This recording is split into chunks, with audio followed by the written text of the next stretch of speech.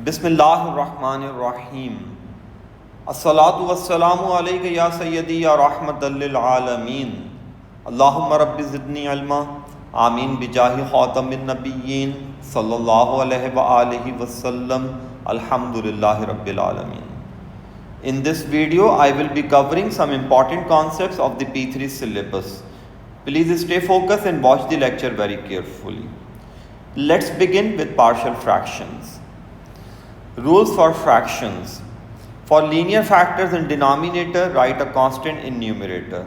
Since both factors are linear, so this fraction can be split into two fractions. And since both factors are linear, so write constants in their numerator. And this fraction is proper. Why? Because the highest power of variable in denominator is greater than the highest power of variable in numerator. For repeated linear factor in denominator, write the fraction twice.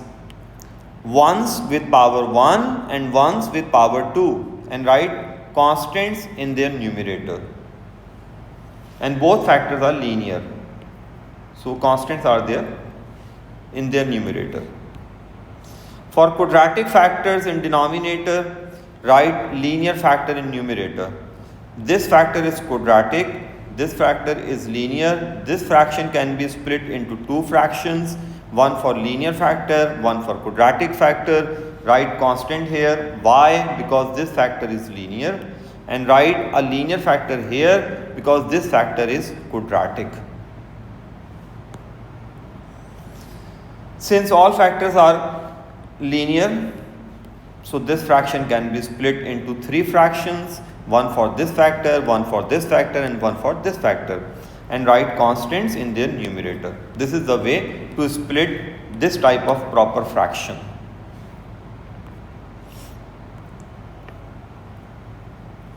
Now, see, this factor is linear, this factor is quadratic, so this fraction can be split into two fractions.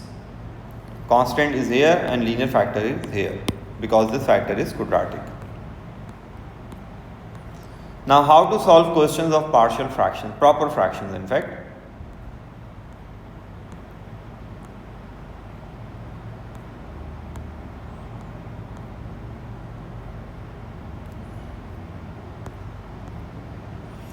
Now, to solve questions of partial fractions, of proper fractions, I am explaining this one. First, split the fraction. Since this fraction is proper, so this can be split into three fractions. One for this linear factor and two fractions for repeated linear factor. We write repeated linear factor twice, once with power 1 and once with power 2. Since all factors are linear, so write constants in their numerators. Now, multiplying both sides with this denominator, we have this equation. We do this to eliminate fractions from both sides. So, must get this step very carefully.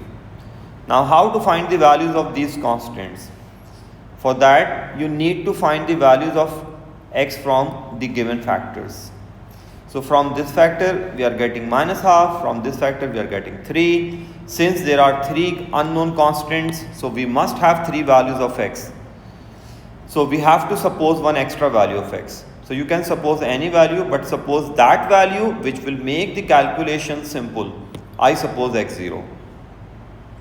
Now, substitute these values at random. No problem with the substitution of these values. So, you can substitute these values random, either substitute this first or this first. But make sure you substitute the supposing value at the end to make the calculation simple and fast. So, I substituted the easiest value 3 into this equation and I got C. Then I substituted minus half and I got A, and then finally I substituted the supposing value x0 and I got B. Now, make sure you substitute A, B and C into original partial fraction in this equation. This is the correct answer. Don't leave your answer here. Now, one question of quadratic factor. This fraction can be split into two fractions, one for linear factor, one for quadratic factor. Since this factor is linear, so write a constant here. This factor is quadratic, so write a linear factor here. And this must be inside the bracket. Now multiplying both sides with this denominator, we have this equation. Now I told you, get this equation very carefully. Don't make careless mistakes. Now how to get the values of x? From this factor we are getting x minus 1. From quadratic factor we never get any value because quadratic factor has no real roots. So always suppose x 0. And since there are 3 unknown constants, so we must have one extra value of x. So suppose any value of x which will make calculation simple. I suppose 1. Now order of the substitution is extremely important. First substitute this value which we got directly from the linear factor, then substitute this value, we suppose this value from quadratic factor, and then substitute this value. If you substitute values in this order, the question will be very simple, otherwise it will become complicated. So we substituted minus 1 first, then we substituted 0, and finally we substituted the supposing value, and we got all the values of ABC, constant values, and this is the final answer. Improper fractions. Well, if the highest power of variable in denominator is equal to the highest power of variable in numerator, then the fraction is improper. So this fraction is improper. Improper fraction always starts with a constant and the rest is same as we did in proper fractions. We made one fraction for this factor and one fraction for this factor. But just write a constant here and find the value of this constant by comparing the coefficient method. See, this question is an improper question, a partial fraction question, because highest power of variable in denominator is cube and highest power of variable in numerator is also cube. Now differentiate the factors. This is a repeated linear factor whereas this is a linear factor. Since this fraction is improper, so it must start with a constant and the rest is same. Make two fractions for linear factor, repeated linear factor, once with power 1, once with power 2, and one fraction for this linear factor. This question is of improper fraction with quadratic factor in denominator with a linear factor. Now start with a constant, then one fraction for this linear factor and one fraction for this quadratic factor. Now how to get the values? How to solve questions of these types? Let me find a question of this type. This is here. So this fraction is improper because highest power of variable in denominator is 2 and highest power of variable in numerator is also 2. Now first split this fraction into partial fraction very carefully. Write a constant, then make two fractions for these two linear factors. Now multiplying both sides with this denominator, we have this equation. Now get the values of x from these factors. Since there are three unknown constants, we have two values and we find the value of this constant by comparing the coefficient method.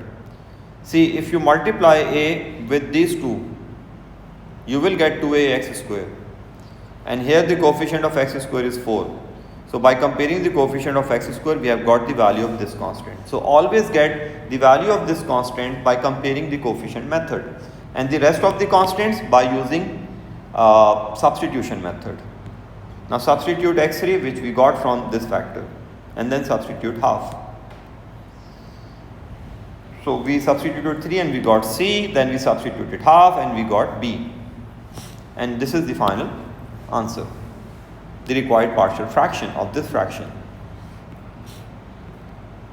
In order to save time, I am leaving questions of other questions of partial fractions.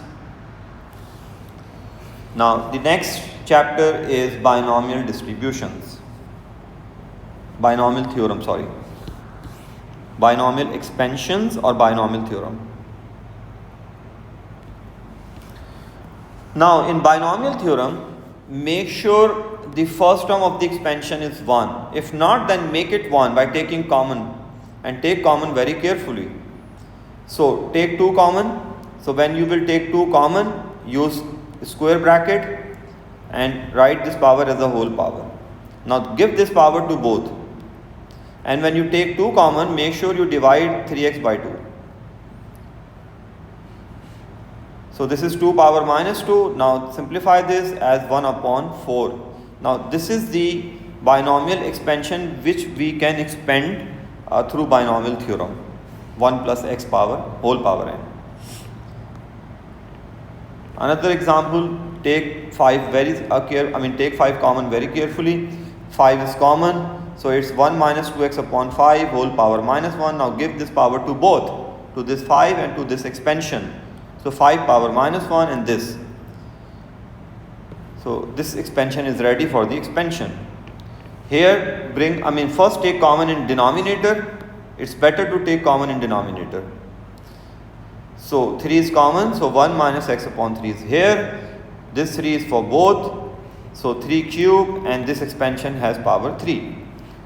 Now this has become 4 upon 27 and bring this in numerator. Now take 8 common. See, we take constant common. We don't take coefficient of variable common. Okay. So first write this as 8 plus 3x. Then take 8 common. Now give this power to both, to this 8 and to this expansion. Now this expansion is ready for the expansion. Now the values of x for which binomial expansions are valid, for that we always use this thing, modulus x less than 1.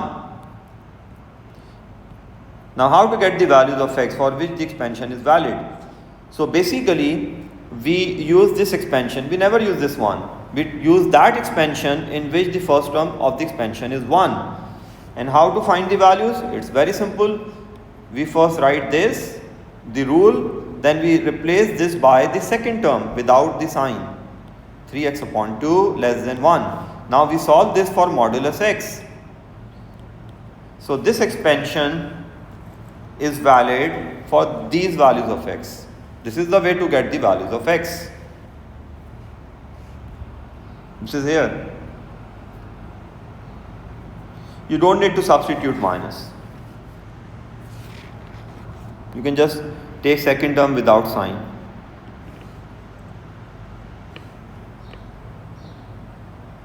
Alright, so x modulus less than 2 upon 3. For this, fortunately the first term is 1, so replace x by the second term and make modulus x the subject. So this expansion is valid for these values of x.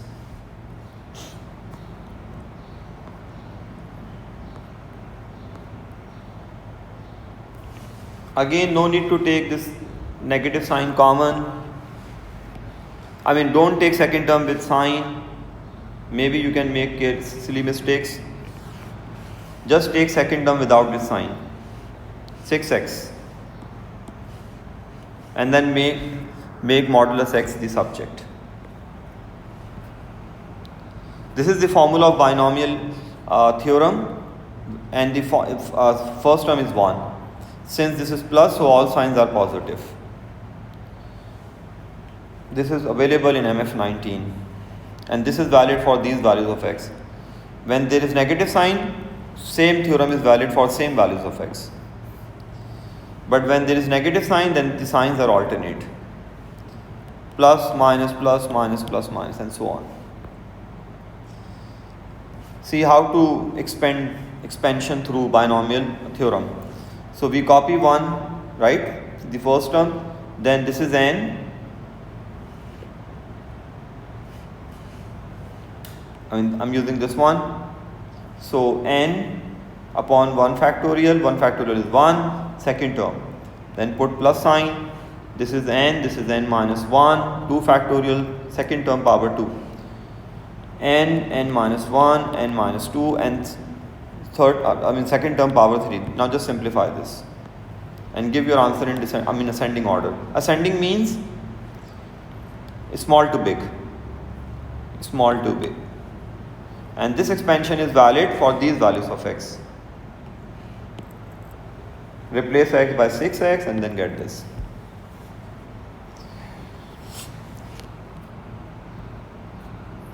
Now see the solution of this. This is negative sign. Now first make the first term 1 by taking 2 common and take 2 common carefully. So this power is for both. Now distribute this power to both. So it's 1 upon 4. Now use this theorem. So copy 1. Now put negative sign. When there is negative, then signs are alternate.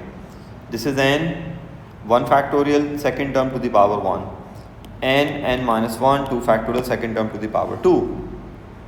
And this is the answer in ascending order. And the expansion is valid for these values of x.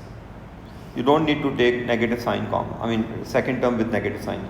Just take second term without its sign to avoid careless mistakes. The second term is minus x square upon 2. Just take x square upon 2. That's the final answer. So I'm leaving binomial theorem here. This is enough for binomial theorem. So we have done partial fractions and binomial theorem, alhamdulillah. Now the next chapter is modulus and inequalities. So if we have index inequality, then we remove sign of inequality, we remove modulus by writing plus minus. So for index inequality, remember inequality, not equation. In equation we remove, in equation we can also remove by using plus minus. By the way, in all equations, in all types of equations, we remove modulus by writing plus minus on x side. That's it. On either side we can, because there is no change of sign in equal. Okay, let's continue this. So index inequality, write plus minus on x side to remove modulus. Now once write with plus and once write with minus. Now make 3 power x subject. When you shift this negative here, the sign will be changed. Whenever you shift x negative sign on other side, the signs will be changed. Now take log on both sides, either LG or ln, it's your choice. So taking LG on both sides, we got this result. Here we took LG, I didn't show the working. We got x greater than 1.3. Now write the answer in this way. X lies between 1.83 and 1.95. To write this answer, draw the number line. This will help you to write the correct answer. Since x is going on right side and x is 1.5 is less than, x less than 1.95. So this is going on left side. So this is the solution. Check the solution again, please. This is for index inequalities only. Draw number line for index inequalities, and there is no need to draw number line for any other question of modulus inequalities. This is another question. I'm leaving this. Okay, equations. For all types of equations, remove modulus by writing plus minus on either side, either on left side or on right side, not on both sides. Okay, I wrote it here. Now since this equation is power equation, index equation, use substitution. Let 5 power x be v. We got 2 values of v. Then again substitute v by 5 power x and take LG on both sides and get the answer. Now check your answer. If you get 2 answers, check your answers by substituting the answer into equation. Both answers are right.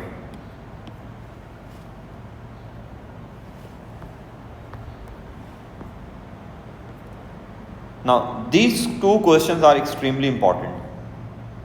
By the way, we use this in P1. If we have lesser sign, we write solution in this way. The x-intercepts are 1 and minus 3. So we write x lies between minus 3 and 1. If there is a greater sign, we write the answer in this way. X less than smaller answer and greater than larger answer. Please check this. I'm taking 1 minute break, then I will continue with algebraic inequalities.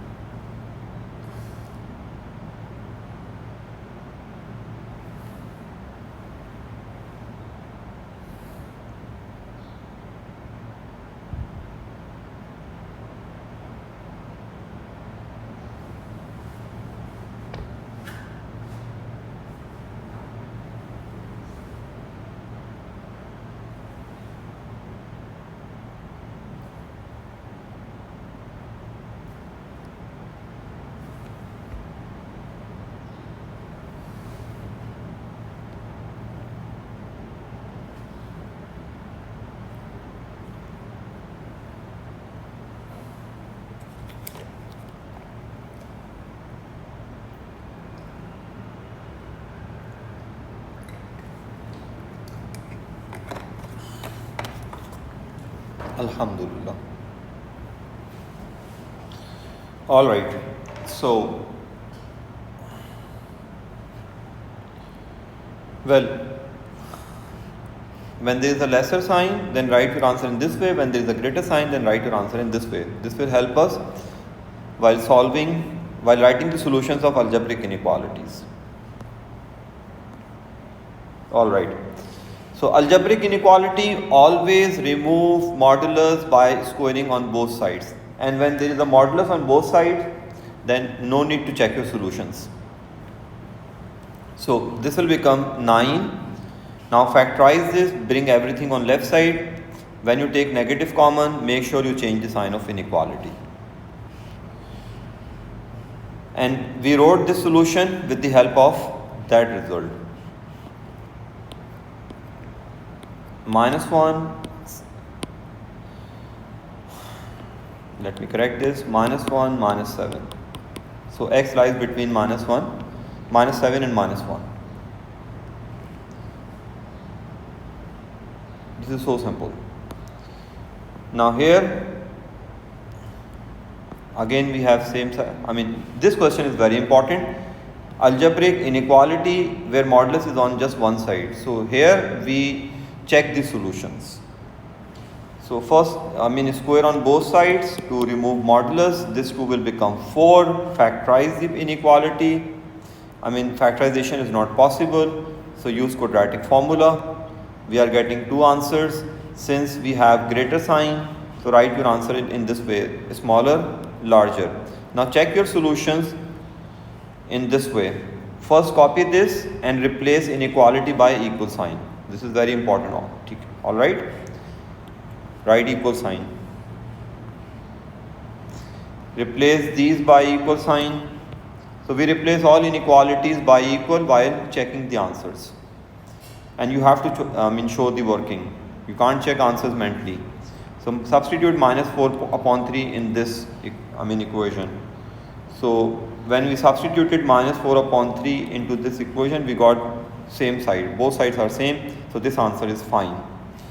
Now substitute 8 upon 7, so we are getting minus 26 upon 7 and 26 upon 7, so this answer is rejected, hence this is the final answer.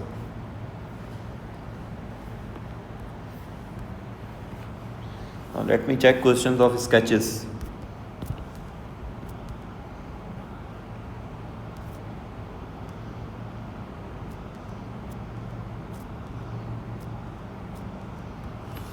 Alright, this question. First sketch this without modulus. Y is equal to x minus 2.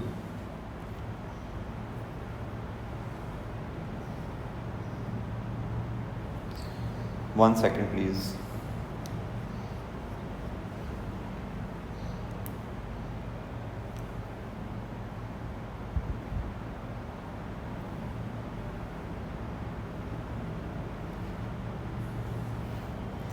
Alright, so first sketch y is equal to x minus 2, make a box and sketch this line. This is y is equal to x minus 2. Now for modulus, reflect this negative part about the x-axis. And how to reflect? Very simple, 0 minus 2 will become 0, 2. So mark this point here and draw this line. This x-intercept is the vertex of the graph. So this is modulus x minus 2. Now label this as x minus 2. This has positive gradient. So positive x minus 2. This has negative gradient. So negative x minus 2. Now draw this line 3x minus 4. Y is equal to 3x minus 4. This is here.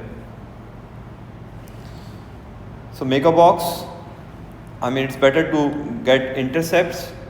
So 0 minus 4 is here and 4 upon 3 is 1 point something, it's here. Now draw this line. After drawing this line, get the intersection points of these two lines by solving these two equations. So when you will solve these two equations, you will get x3 upon 2. So this x coordinate of the point of intersection is 1.5. Now you have two options to write the answer. Remember, the first option is you can write your answer in this way, x greater than 3 upon 2. The other option is you can write x less than 3 upon 2. Now which answer is correct? Let me explain this in detail. See, if I write x greater than 3 upon 2, now I have to check where this white graph is greater than the red graph. So if I write this answer, then I have to observe for the same x coordinate the y coordinates of both the graphs. I repeat, to write the answer, observe from the x coordinate of point of intersection, take any x coordinate. I mean, from x coordinate of point of intersection, we are going on this side. So take any x coordinate. So I am taking this 2. So for the same x coordinate, check the y coordinate of both the graphs. See, the y coordinate of this red graph is greater than the y coordinate of this white graph. So modulus, this means modulus and this means line. So modulus is less than line for this solution, and this is the right solution because it says modulus is less than line. This inequality says modulus is less than line. So I am repeating, you have to consider any x coordinate for this solution. Consider any x coordinate after this x coordinate and observe the y coordinates of both the graphs. So from this point of intersection, I am going on right side and I am taking this x coordinate and I am observing the y coordinates of both the graphs.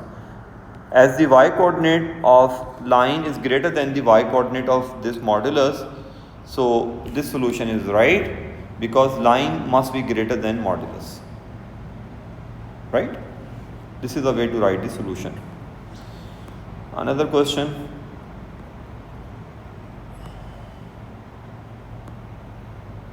Two modulus usually don't come and it's very easy to write the solution for two modulus. See, this is a blue graph and this is red graph, and I have to check where the blue graph is greater than the red graph. Okay, so there are only two possibilities. See, if I take this solution, then it's very obvious that red graph is greater than the blue, so this is not the right solution. So if I take these two solutions, then it's obvious that blue graph is greater than the red graph. This is there. Alright, the next chapter is logarithms.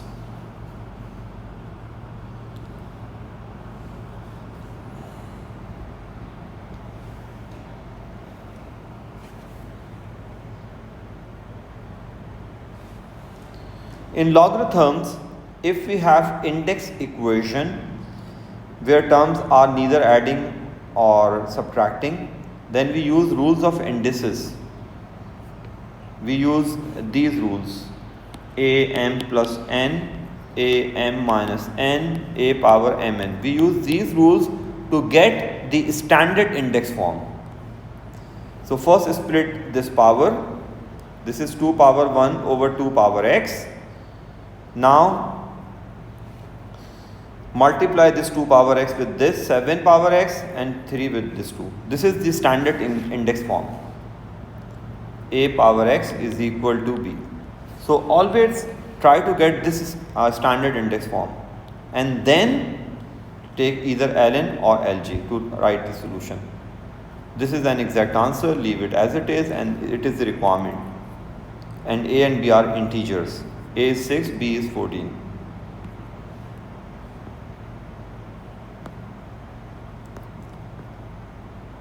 Another question of the same type, I'm leaving this, you can just check the solution. Get this in standard index form with the rules of indices, with the help of the rules of indices. Now where terms are either adding or subtracting, the types of equations.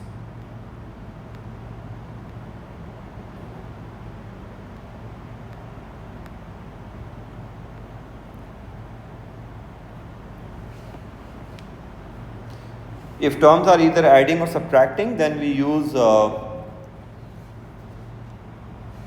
substitution method. Let me show you few questions from the worksheet. Logarithms. Let me first find a question of where index equation where terms are either adding or subtracting.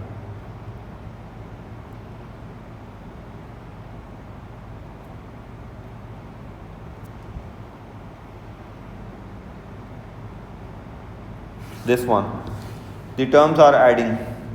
So to solve these types of questions, always use substitution. So let e power x be y. Now get the quadratic equation and then get the answers, then replace y by e power x and write your answer up to 3 decimal places it is required.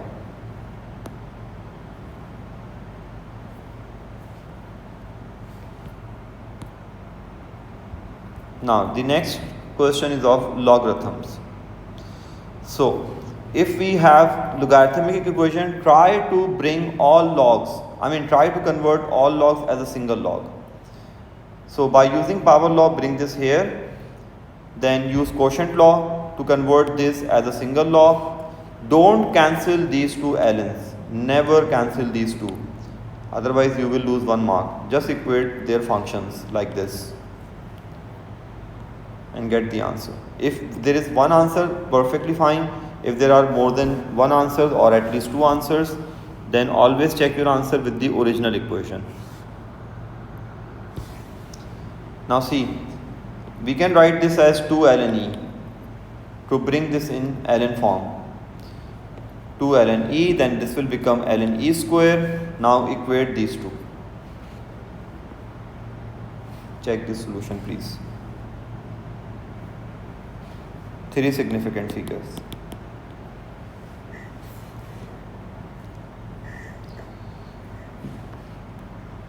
One more question from log.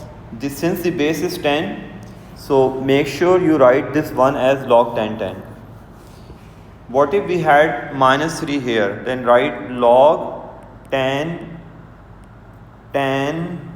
minus 3 like this. If we had minus 3 here, then write minus 3 log 10 because log 10 is 1. What if we had base 5 here? Then write log 5 here. I mean, we use the same log and same base which is used in the question. If 10 is here, then write 10. What if 7 is here? Then write 7 is here. Now bring this to here by using power law, then convert this as a single log by using quotient law. Now equate their functions. And since we are getting 2 answers, then mentally substitute these answers. Mentally. Substitute this here, this here. Both logs are positive, so this answer is fine. This is negative, substitute it correctly. Very carefully. This is positive after substitution. This is positive after substitution, so both are fine. So both answers are correct. Logs are defined for positive answers only and positive values only. This is enough from logarithms. Okay, I have to show one question of linear law as well.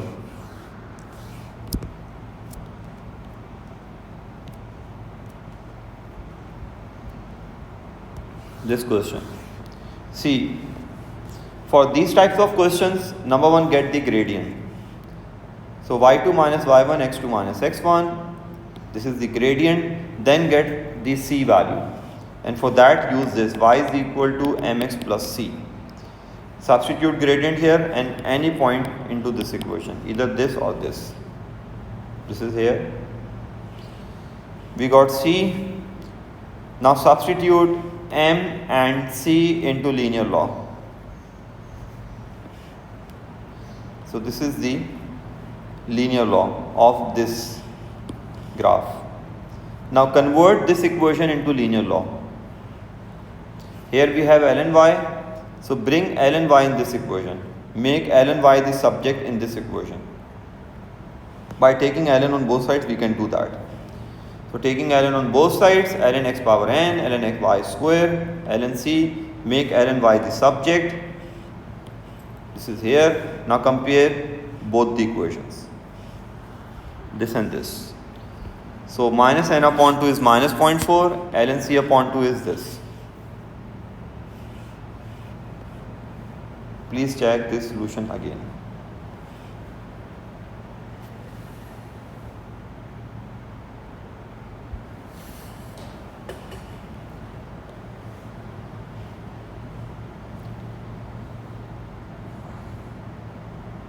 Two decimal places of c.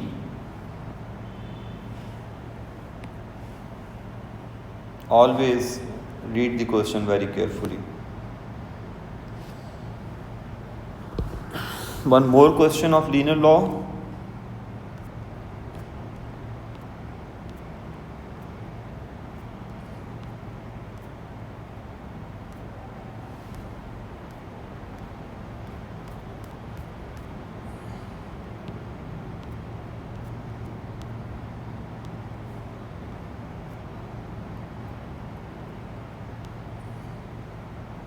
This one.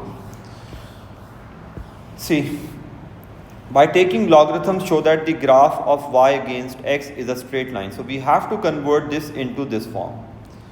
So it's very simple. Taking ln on both sides, bring this here, it becomes the coefficient of ln 3. Now make y the subject. So minus 2 ln 3 divided by ln 2 is here. So this is of this form. Y is equal to mx plus c. And gradient is this. And intercept is this. Find the exact x coordinate of the point of intersection of this line with this line. So this is so simple. Just solve them simultaneously. Equate this with 3x. Substitute y 3x here. And get x. The exact value. In P3, a lot of algebra is required, is involved in fact.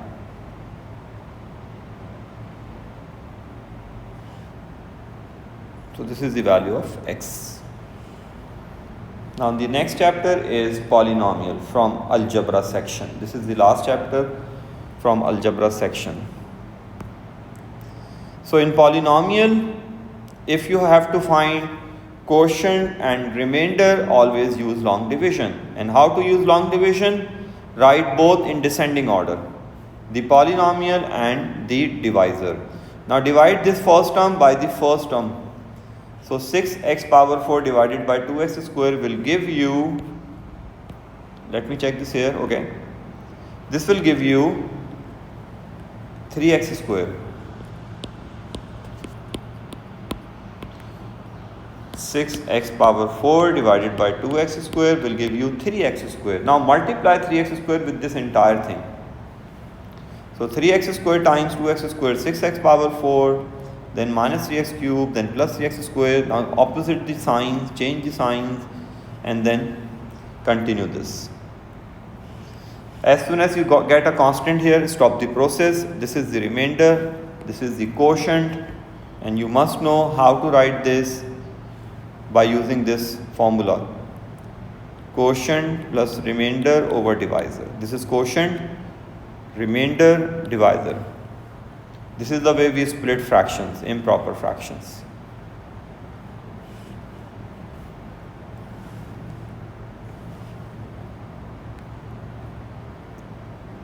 This is a very simple and easy question in polynomials. This is so simple. It is given that x plus 2 is a factor and px leaves the remainder 2 when divided by x plus 1. So this is a factor x plus 2, so write p of minus 2 is 0 and p of minus 1 is 2. Make two simultaneous equations and get the values of a and b. This is so simple. Very easy, 5 marks.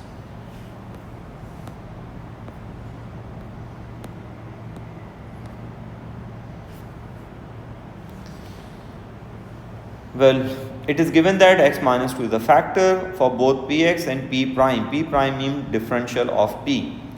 So get p prime. Now substitute p of 2 0 into both. P prime 2 0, p of 2 0. Get two equations and get the values of a and b.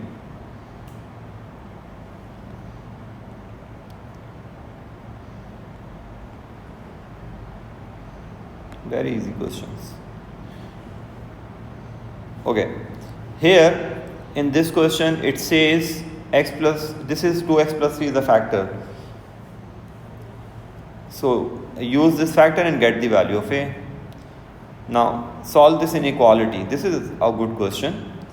So use long division to factorize the polynomial. This is the quotient. So write 2x plus 3 and the quotient here. Now write this as less than 0. See. So either, this is less than 0. This is here, okay. So first decide, this is confirmed 2x plus 3 less than 0 because it gives you a real solution. But for this we are not sure which sign should we write, this or this. So first check discriminant of this factor. Since the discriminant is negative, so no real roots. So this factor is positive. This is very important. While solving inequalities of this type, for this factor no problem, write straight away same sign, x less than minus 3 upon 2. But for this factor you can't copy the sign. You have to first find discriminant. You have to check whether this can be factorized or not. If this can't, then less than 0. So no real roots, so this is greater than 0. This is always positive. See, this is greater than 0, this is less than 0, this is the only solution. Let me check one other question of polynomial from the notes where we use comparing the coefficient method.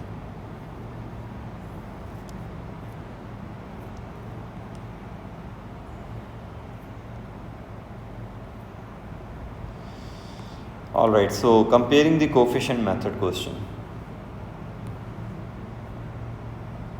when there are two unknowns, then we use comparing the coefficient.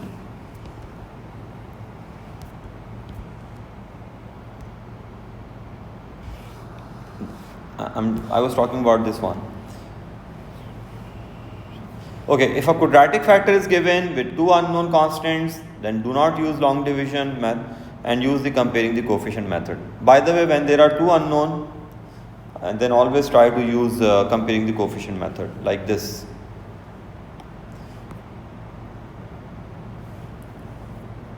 So this is the polynomial and this is the factor. Expand this factor, write the expanded form and write a linear factor because this has power 3, cubic polynomial. So must have 3 answers. So this is a linear factor, this is a quadratic factor, this was given. Now find the values of a, b, p, q by comparing the coefficient method. By comparing the coefficients of like powers of x on both sides, we can get a, and similarly we can get all the unknown constants. Must check Feb March 2026 paper. There is a very important question of this type. See, power 4 polynomial, quadratic factor is given. The constants are a and b, so use different constants here, p, q and r. This type of question came in Feb March 2026. Alright, so by first expand this, then comparing the coefficients of like powers of x, and you will get the values of all the unknowns. A lot of practice is required for these types of questions.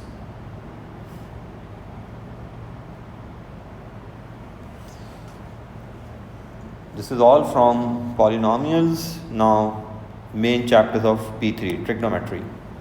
1 minute break and then I will continue.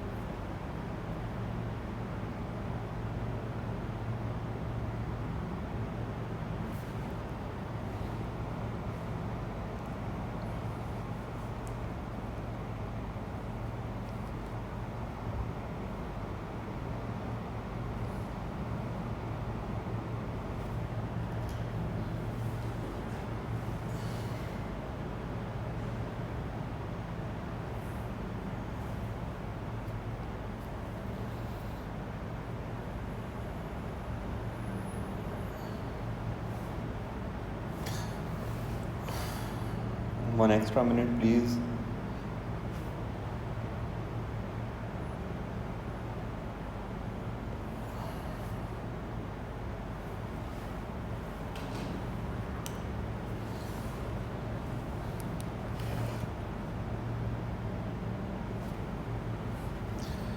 I have to check an email. It's urgent, so wait a minute, please.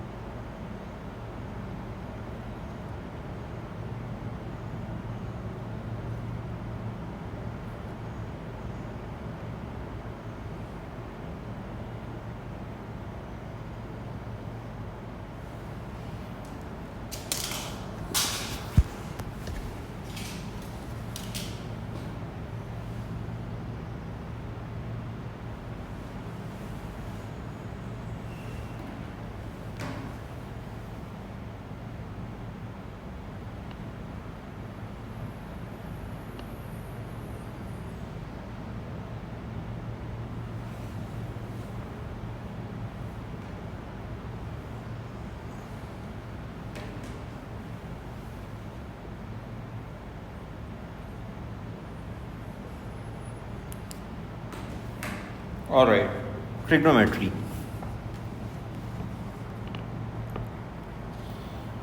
So basic and drive reciprocal functions. Basic functions are sine, cos and tan. Drive functions are cosec, sec and cot. And they are reciprocals. Cosec is the reciprocal of sine, sec is the reciprocal of cos and cot is the reciprocal of tan. So if sine is 4 upon 5, then cosec must be 5 upon 4, the reciprocal of this.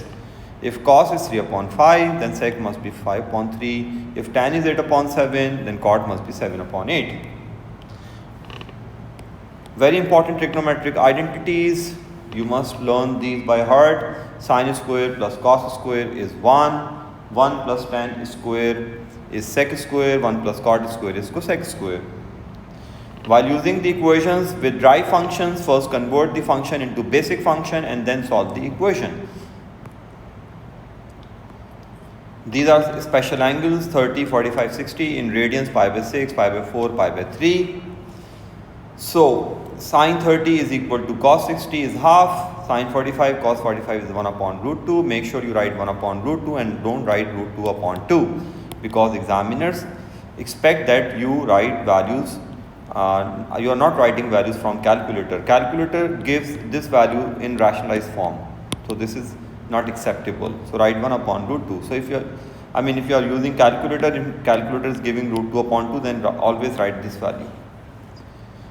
This is root 3 upon 2, tan 60 or root 3. Calculator gives this in rationalized form. This is not acceptable. Write this value, 1 upon root 3. Tan 45 is 1. So I told you, while solving equations with drive functions, first convert them into basic and then solve the equation. This is the example.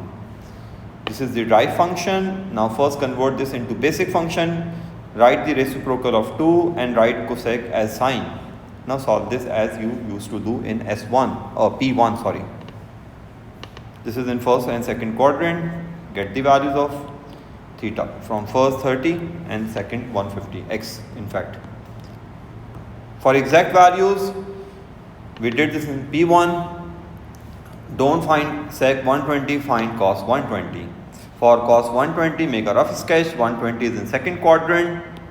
Its basic angle is 60. In second quadrant, cos is negative. So write cos 120 as minus cos 60. Make sure you must write this line or this equation. Cos 120 is equal to cos minus 60. Cos 120 is equal to minus cos 60, and the value of cos 60 is half. Hence sec 120 is the reciprocal of minus half, which is minus 2. Similarly, for cosec 120, first find sine 120 and so on. Alright, if you have negative sign here, sine negative 240, no problem.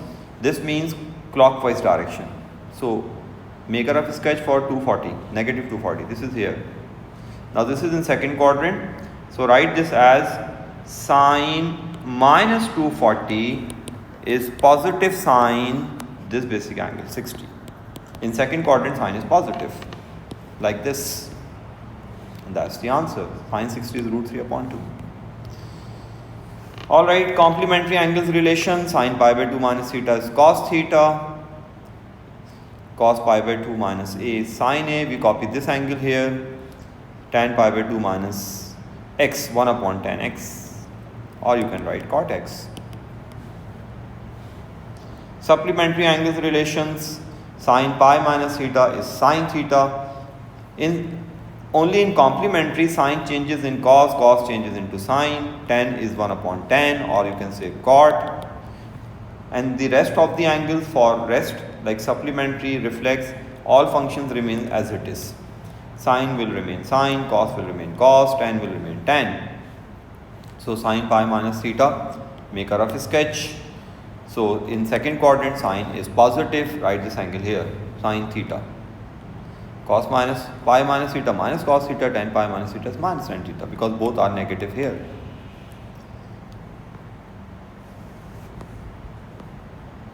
Double angle formulas. Very important, learn these formulas by heart. Now sine 2 theta is 2 sine theta 1 theta cos 1 theta.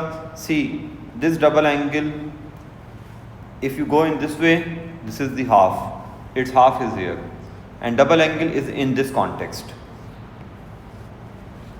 We call this formula in double angle in this context. The double of 1 is 2. See 2, so 4. 3 upon 2, so 3.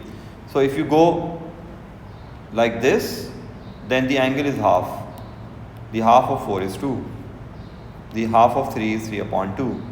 And if you go in this way, then the angle is double. This is here. Double in this way, half in this way.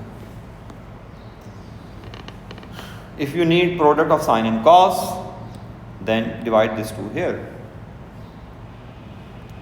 See, angle is 1 and its double is here. Angle is 2, its double is here. And this is the fixed number 2. You can't make changes with the coefficient. You can only make changes with the angles. Cos 2 theta. There are 3 formulas for cos 2 theta. Cos 2 theta in terms of cos theta. So this angle is 1 and its double is here. 2 cos square theta minus 1. This is the second formula. 1, so 2. In this way half, in this way 1. I mean this is double, this is half. This is the third formula, cos square minus sine square, and angle is double in this context. And in this context it's half. So for cos 4 theta, write cos square 2 theta. Half angle, double angle.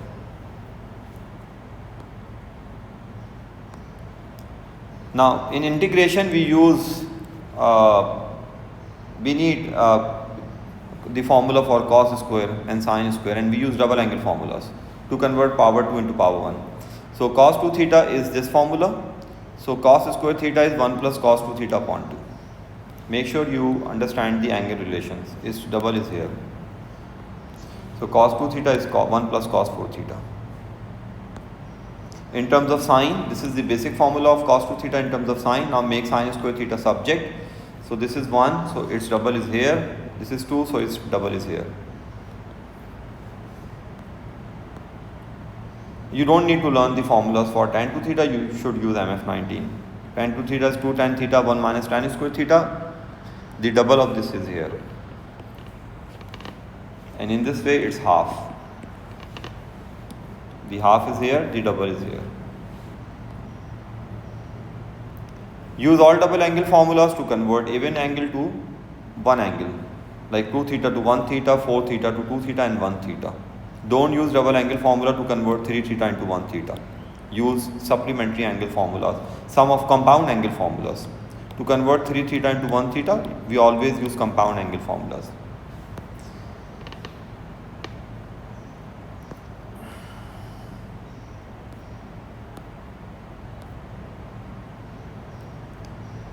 This is an important identity.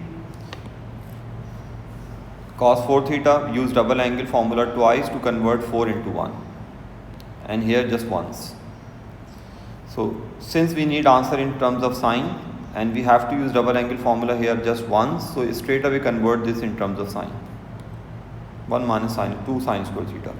But here we have to use double angle formula twice to convert 4 into 1. First 4 becomes 2 and then it will become 1. So first time use cos form, cos 4 theta, 2 cos square 2 theta minus 1. Now write this as cos 2 theta whole square, and now use the sine form of this, 1 minus 2 sine square theta. So whenever you convert 4 theta, always use double angle twice, and in the first time use cos form. In the second time use the requirement. If the requirement is sine, use sine. If the requirement is cos, then again use cos. Now expand this and then you will get your answer.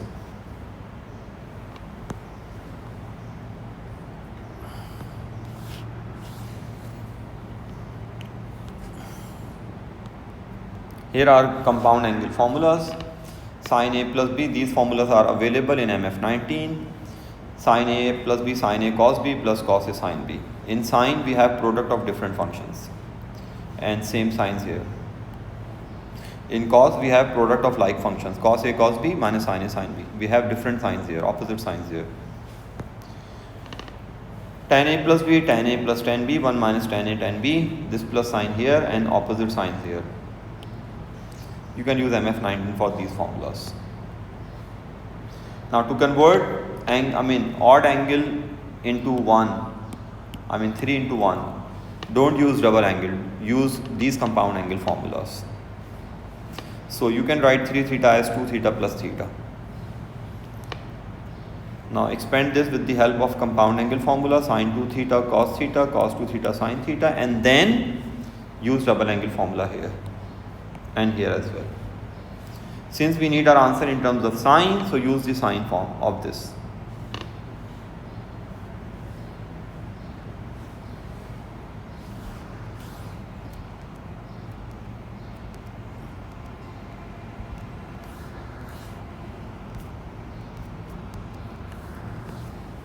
Now these forms, r sin theta plus alpha plus minus and r cos. The formula of r is a square plus b square under root, and alpha is tan inverse b upon a.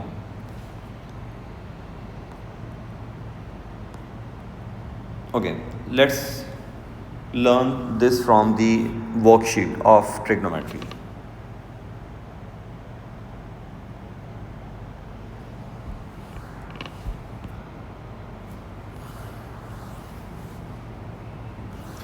This is an important question, a very good example of compound angle formula. See, this is the question. So, after taking LCM, we have cos 3x cos x, sin 3x sin x. Since we need 2 here, so use this formula. See, compound angle formula. Cos A cos B, sin A sin B. So, cos A minus B. So, cos 3x minus x. Cos 3x minus x. See, this can be replaced by cos 3x minus x with the help of this formula. And this is very simple. With the help of double angle formula of sine, we can replace this by sin 2x upon 2. This is here. This result is here. This is 2x. Bring this to here, and this is cot 2x. This is a very good question of compound angle formula application.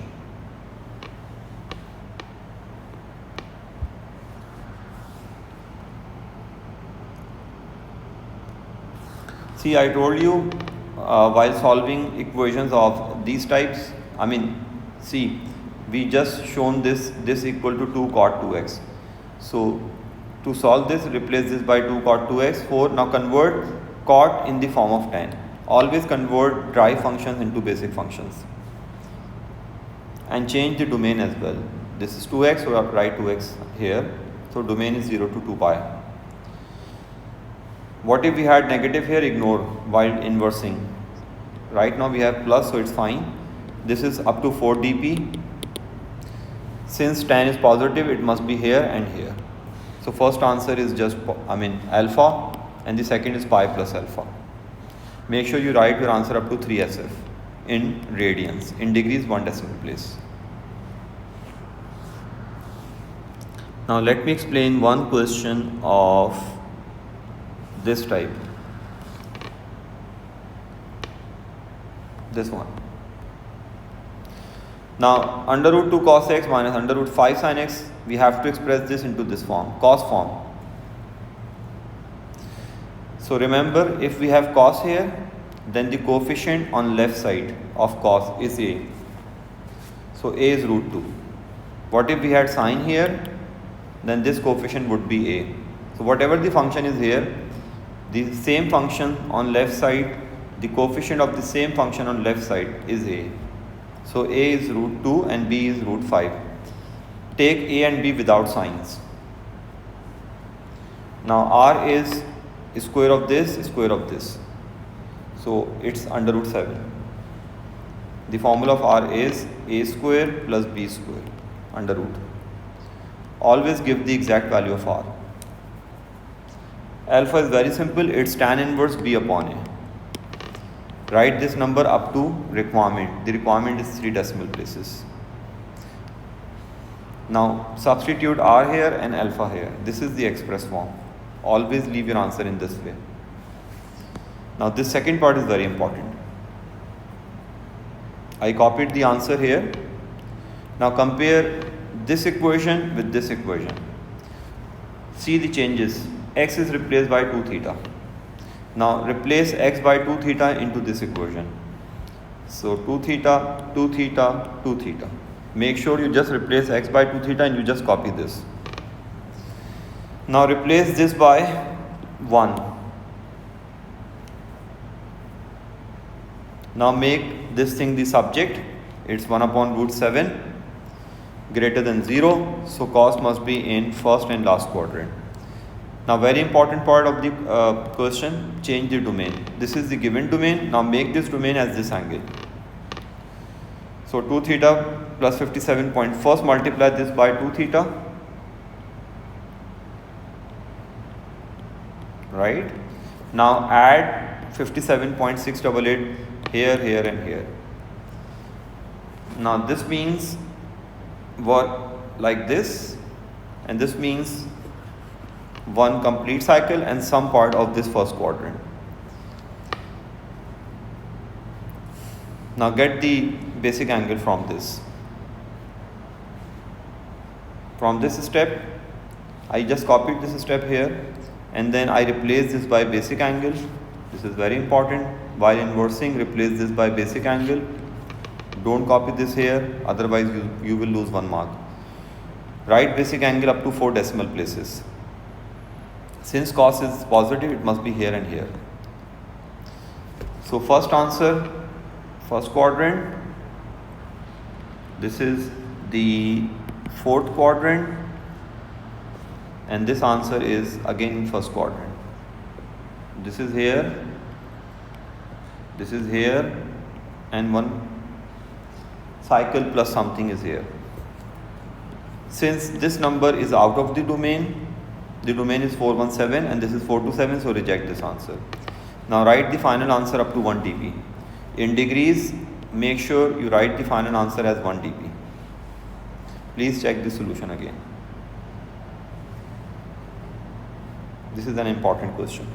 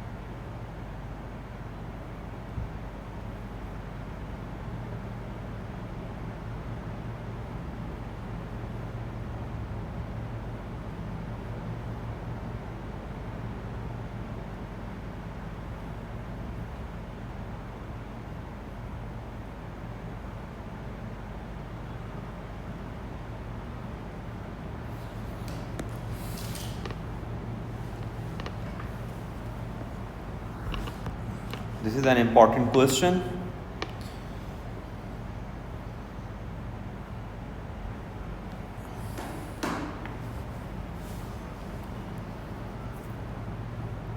majority of students find it difficult to handle.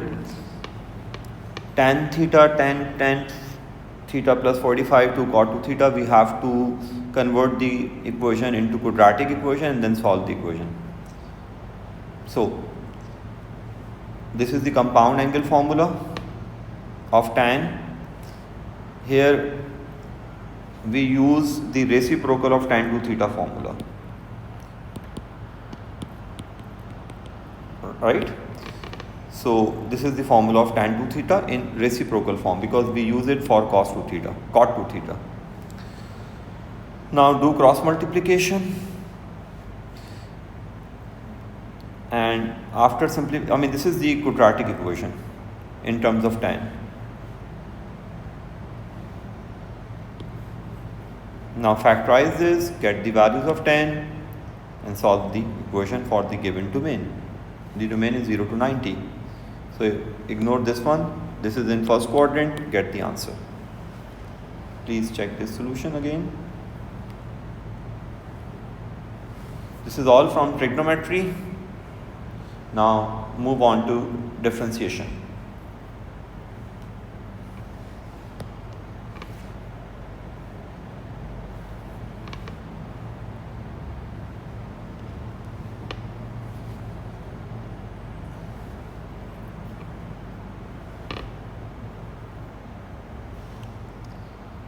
So differentiation,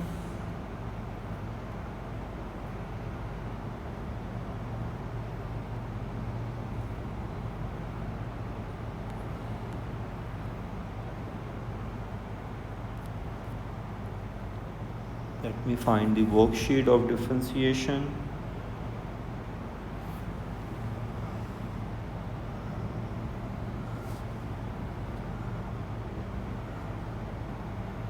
Okay, let's do differentiation from the notes.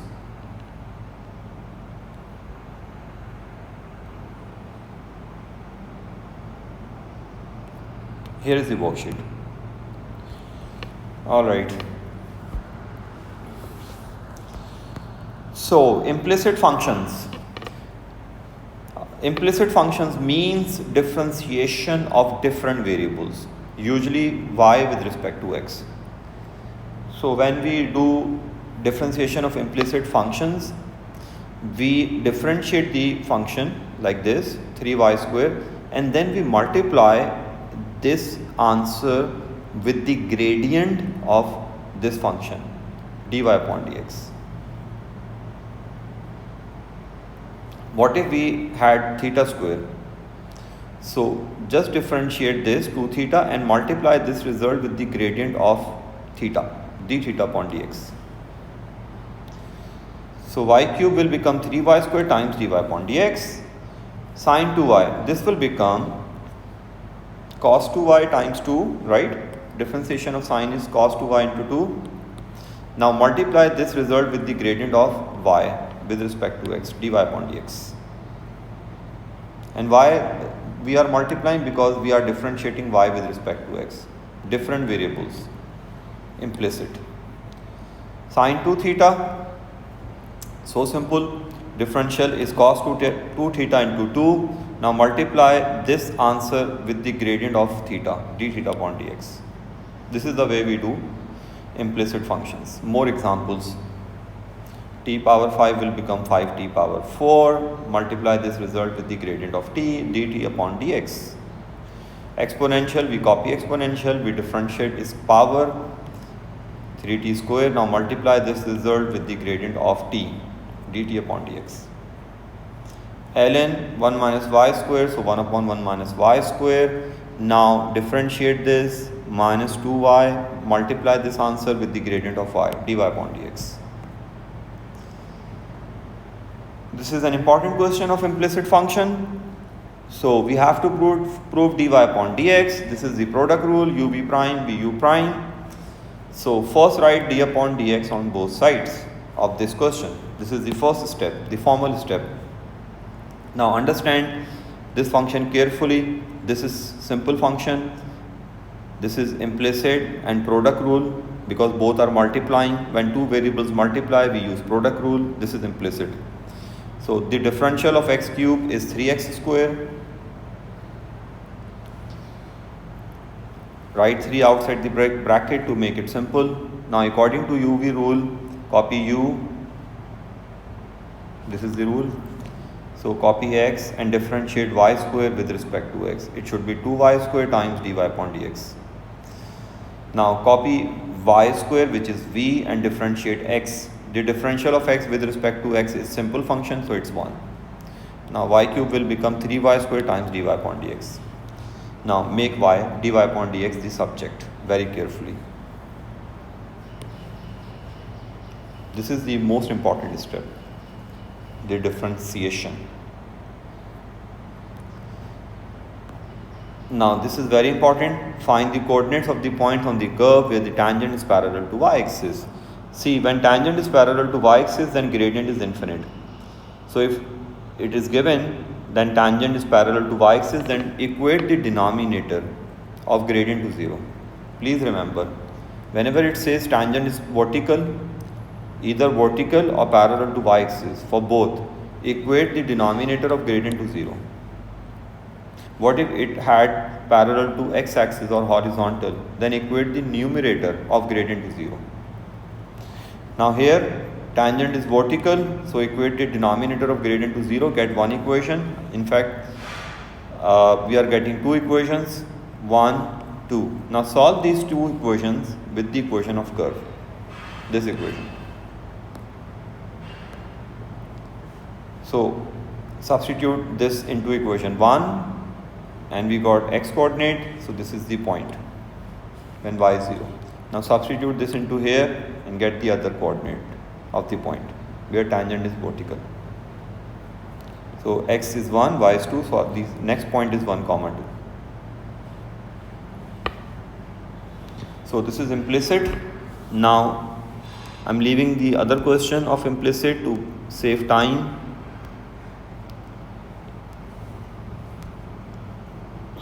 This is UV question, UV prime, VU prime. I've done this in implicit.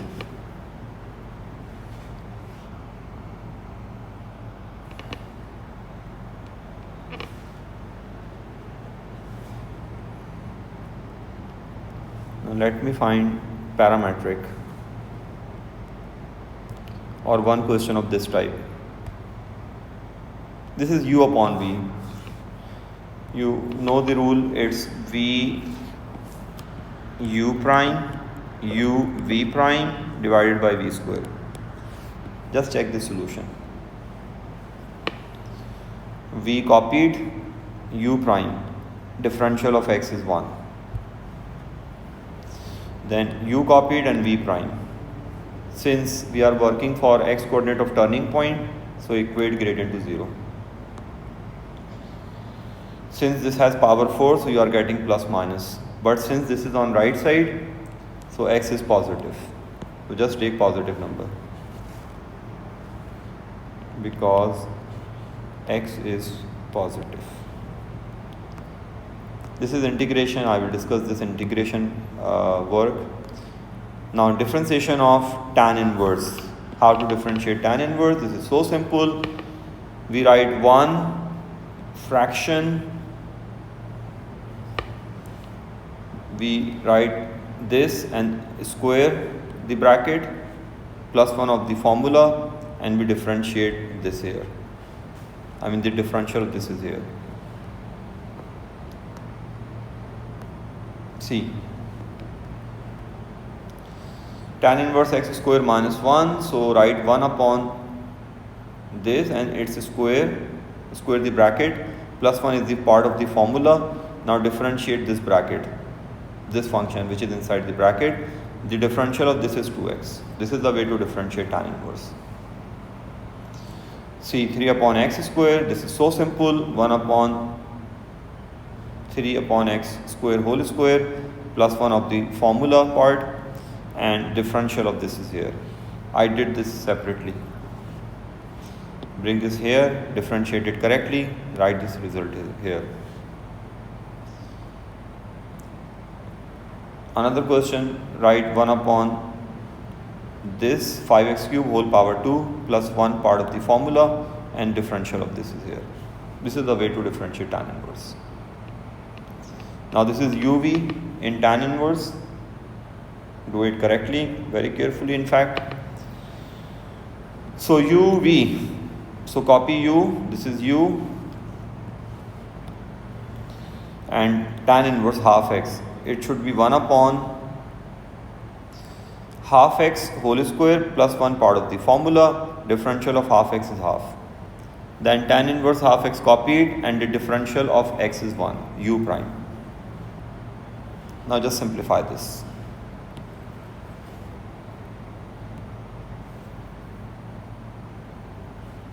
Take the LCM. This half is as it is, this x is here. When you will take LCM, this 4 will come here, 2, 4 will become 2. Because of lack of space, I didn't show that working.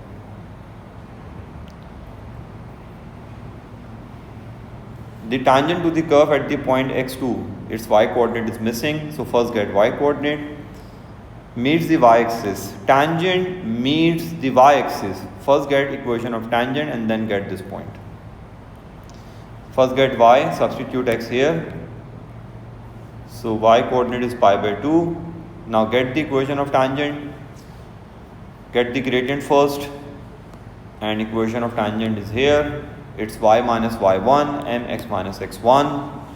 Now substitute this point into this equation and get the value of p. P is minus 1.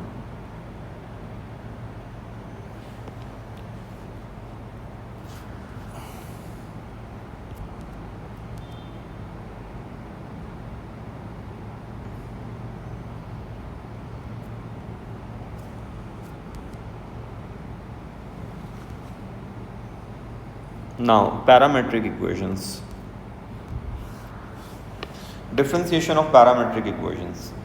X is sine 2 theta, y is cos 2 theta. We have two equations connecting x and y, containing x and y either depend on theta or t.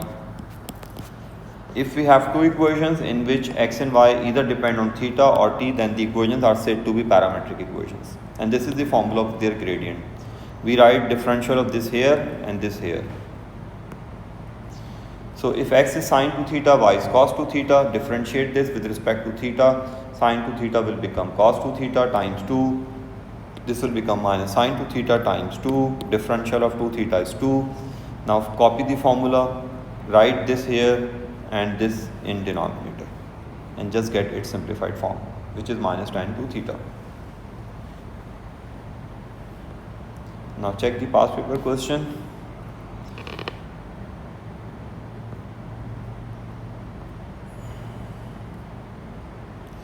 So we have to show gradient this of parametric equations. I'm taking 1 minute break. You can check this solution. I will explain this after 1 minute.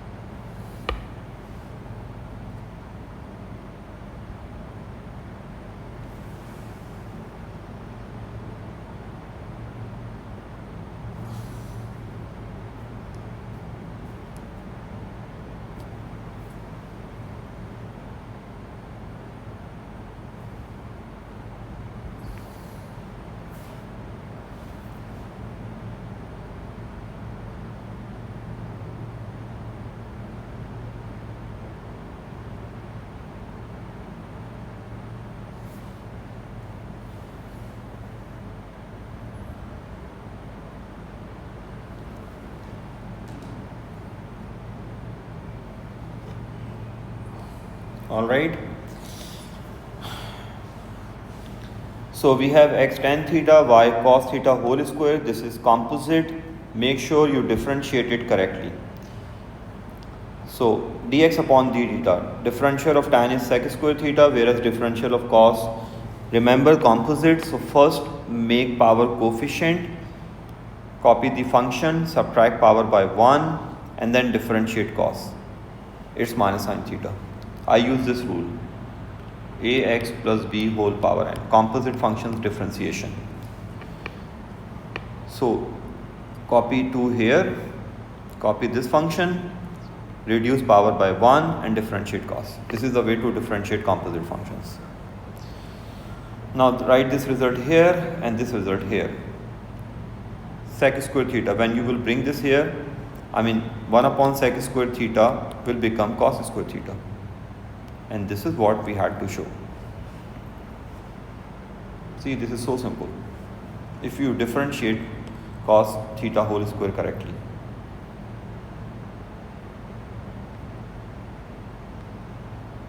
Now this is very important. The second differential of parametric is always implicit. See, this is implicit. Why? You are differentiating theta with respect to x. So when you differentiate it, make sure you multiply your answer with the gradient of theta. See, this is the first differential. If I have to find second derivative, I will differentiate it.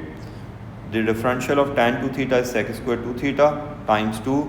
Now since this is implicit, so I should multiply this result with the gradient of theta, d theta upon dx.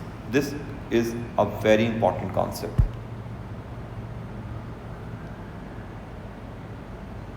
I gave the reason, differentiation of theta with respect to x. That is why I multiplied d theta upon x. Now how to get the value of d theta upon dx? It's very simple. Just take the reciprocal of this. We need d theta upon dx. So write 1 upon 2 cos 2 theta here. It's here. See, the value of this here, that's the final answer. And this is used in P3, okay? Again, we have implicit theta with respect to x. So to differentiate exponential, we copy exponential, we differentiate its power, and then since this is implicit, so multiply this result with the gradient of theta, d theta upon dx. Now here is the question. We did the first part, right? Now the second part. This question is from November 20, question 5, paper 3-2. Now, the gradient of the curve has its maximum value at point P. What if it says if y has maximum value? This is we did in P1. If y has maximum value, then we find gradient of y and equate the gradient to 0, and then we get x, and then we substitute x back into y. This is the way we used to do in P1 for the value of y. Now the question is, if dy upon dx has a maximum value, then what should we do?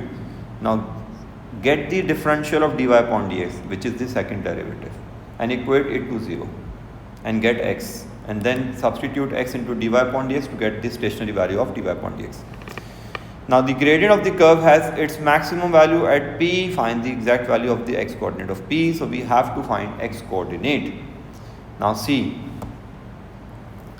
this is a very complicated question. It's u, it's v.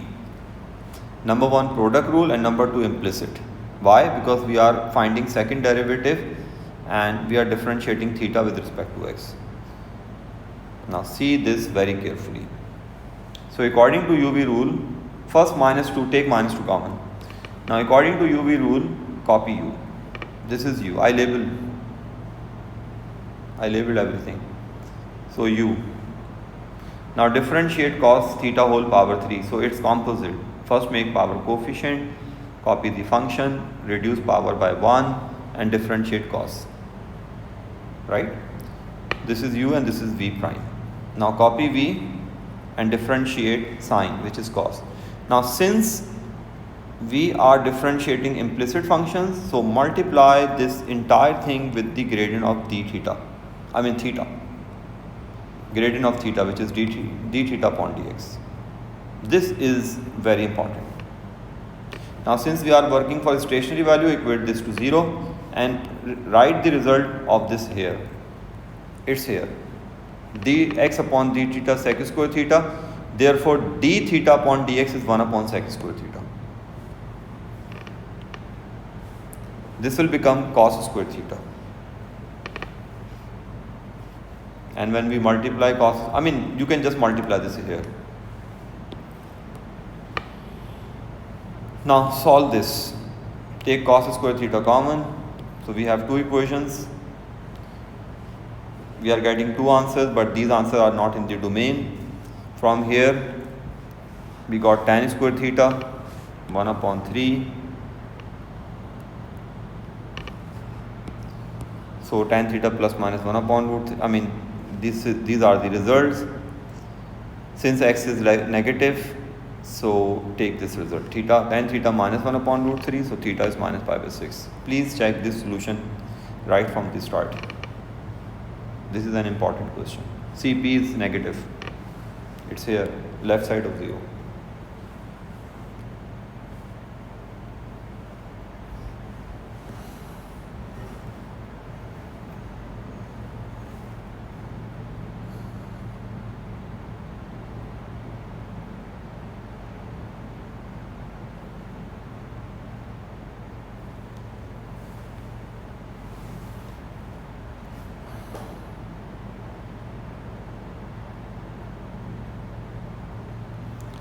Well, this is all from differentiation. Now let's do integration. I'm doing integration from my recent lecture 2025.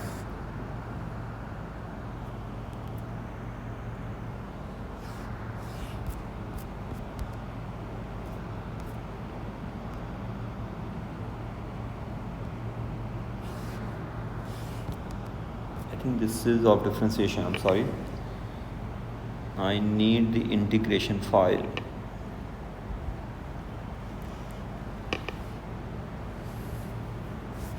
This is here.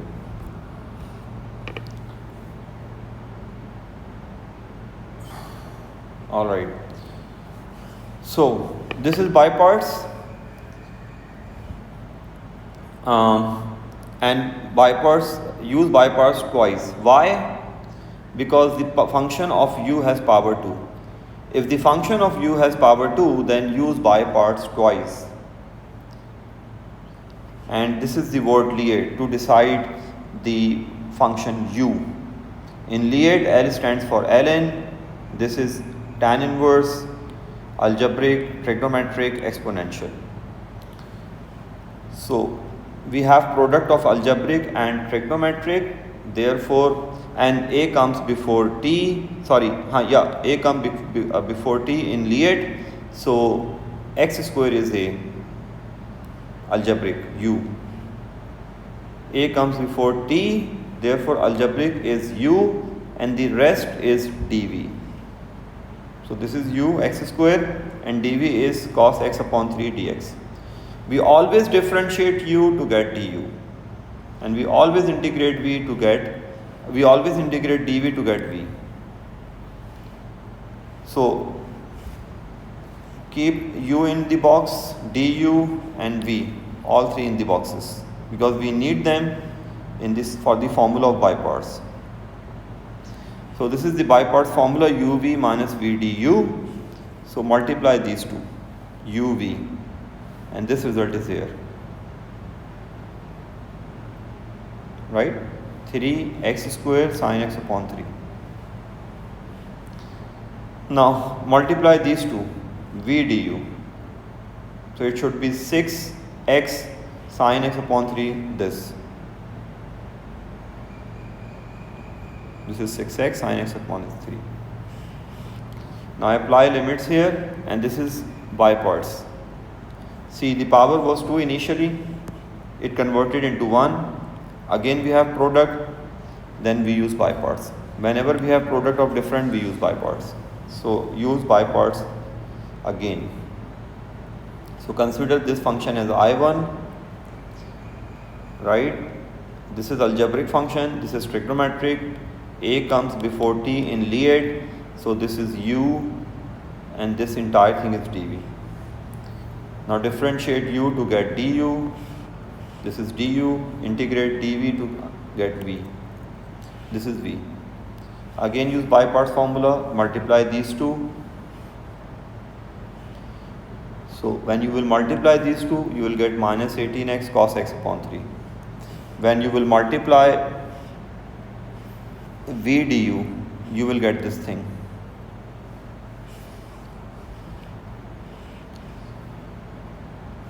Apply limits here, bring minus 18 outside the bracket to make the calculations of limit simple. Integrate cos x upon 3. The integral of cos is sine, and the differential of x upon 3 is 1 upon 3. When you will simplify this, you will get this. You can watch my lecture integration solutions of all 2025 questions. I solve these questions. Here I am just explaining because this is the revision of P3 syllabus. So I am not solving questions, I am just explaining. But if you want to check the solutions, watch my lecture on integration solutions of all 2025 questions. Now substitute this result into equation 1. This is equation 1. Now substitute this here.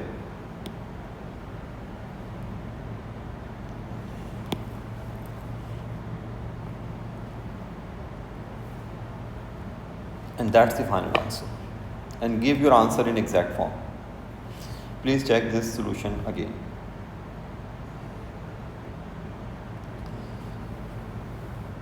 You should practice at least 4 to 5 questions of this type.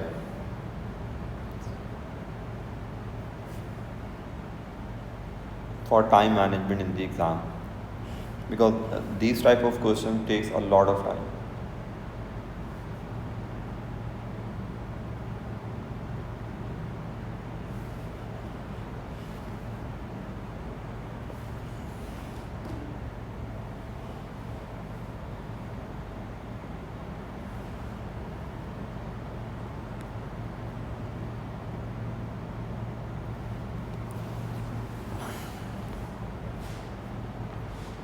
Let me check my file.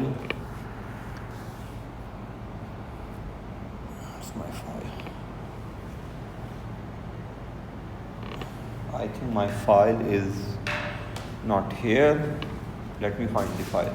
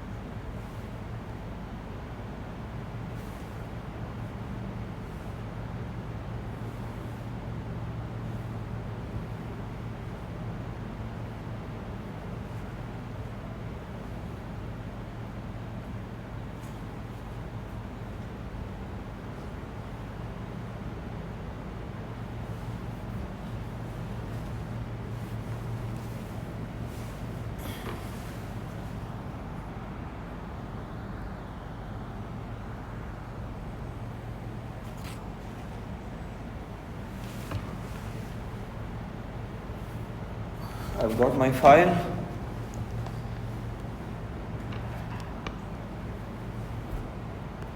So we have done question 1, now question 2. I'm sorry.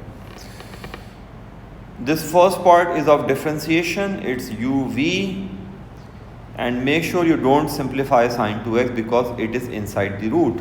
It will become more complicated. What if we had just sine 2x here without root? Then we had to simplify this. 2 sin x cos x. But since this is inside the root, so don't simplify this by using double angle formula. Now we need coordinates, x coordinate of m, so use uv, u v prime, v u prime. So cos x copied, differential of under root sine 2x is 1 upon 2 under root sine 2x, and the differentiation of sine 2x is cos 2x into 2.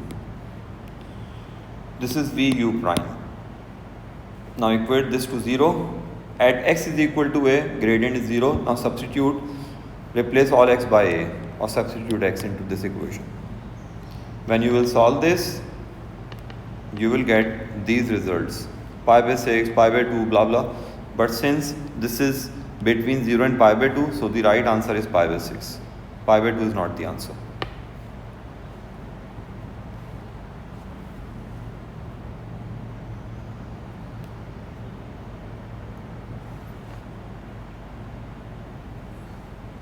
Now this is the integration part. We need volume. This is the formula of volume. We did this in P1. Pi integral AB y square dx. Now substitute y square here. This is y and its square is cos square x sine 2x. Now expand sine 2x with the help of double angle formula. So cos cube x, right, sin x. Now this is the structure of basic formula 1. In basic formula 1 we have product of like functions like trigonometric. This is the function because it has higher power, and this is the differential because its power is 1. So differentiate cos x mentally. When you differentiate cos x, you will get minus sin x. So minus 1 is missing in this differential. So copy this according to basic formula 1. We copy this, add 1 in power, divide this by the resultant power and with the missing differential. Make sure you must divide this with the missing differential as well. This is according to basic formula 1. Now just apply limits and get your answer. And make sure your calculator must be in radian mode throughout P3 except in vectors and in trigonometry where domain is in degrees. For the rest of the paper, your calculator must be in radian mode, and always give exact answers.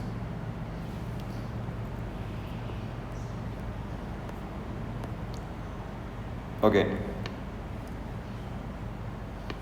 Find the quotient and remainder when x square is divided by 1 plus 4x square. So this is very simple.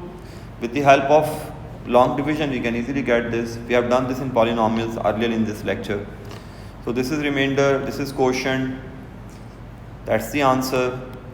This is an extra verb, dividend, divisor, quotient, remainder, divisor, because we need this in the later part. So quotient is 1 upon 4, remainder is minus 1 upon 4, and divisor is 1 plus 4x square. Now a very important question.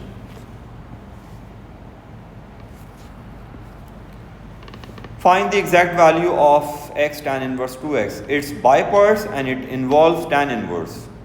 So according to Liet, inverse function comes before algebraic. I comes before a. This is algebraic, this is inverse. So this inverse is u, and the rest means algebraic with dx is dv. Now differentiate u correctly. We have done this in differentiation. 1 upon 1 plus square of this angle and the differential of this 2x. Now keep du, u and v in the boxes. Now use first write by parts formula to avoid careless mistakes. In by parts formula it's uv, so take the product of these two. It's here, right? And then v du. So v du means v times this. So the simplified form of this is x square 1 plus 4x square dx.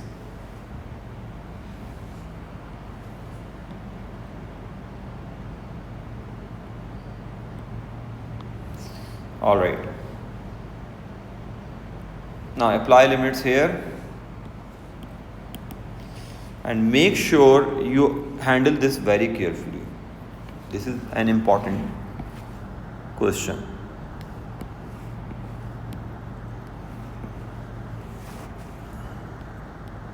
This is the integration of improper fraction. So for improper fraction, use long division to split the fraction. Here we use long division, and this is the splitting form of this fraction. So write this thing over here. Now separate these two terms. Distribute integral to this and this. So we have integral 1/4 dx minus 1/4 here, minus minus plus, and integral this here. Please check this step very carefully. Now write this in square form. See, this is the structure of tan inverse formula. This formula is available in MF19. So first, make the coefficient of x square 1. The formula is this. If you have to integrate x square plus a square dx, then that's the formula. You can find this in MF19. The reciprocal of this is here, and tan inverse and fraction of these two are here. But in this formula, the coefficient of x square is 1. So first, take 4 common. When you will take 4 common from these two, you will get x square plus 1/4, and 4 times 4 will become 16. Now write this as 1/2 square. Now this is of exactly this form. So according to this formula, write the reciprocal of half here. So 2 tan inverse and the fraction of these two. X upon half is 2x. Now apply the limits and get the exact answer. Please check this again. Okay, I'm just zoom out this.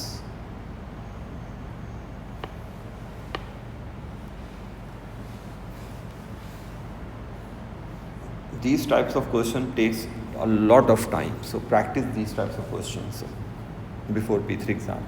At least 4 to 5 questions of these types. You can find these types of questions in recent worksheets and recent past papers.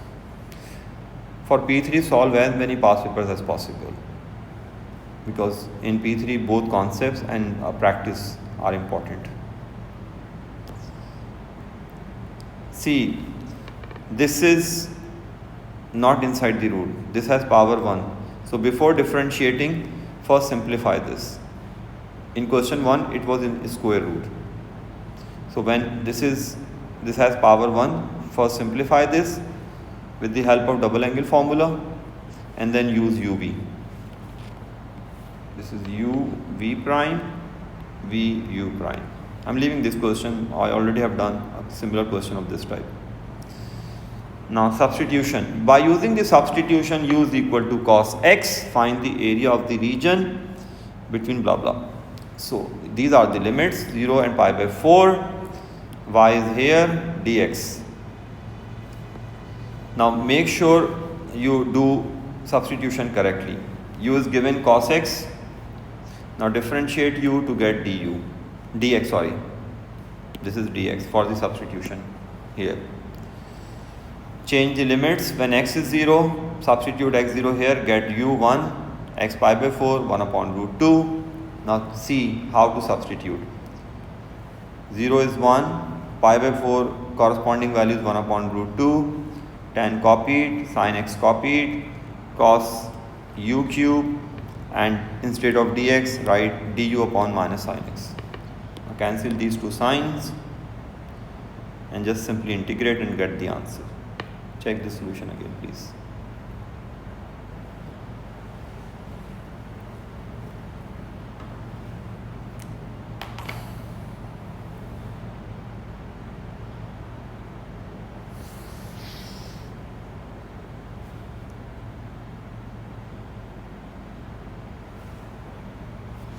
In integration, you must know how to integrate sine square x, cos square x, sine cube x, cos cube x.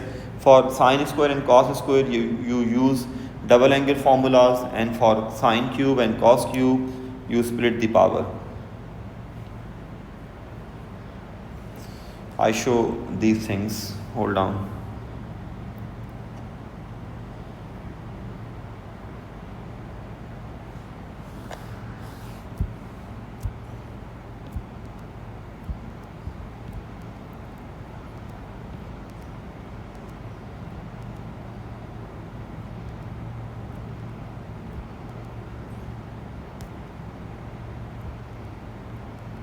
See, sine square, we use double angle formula.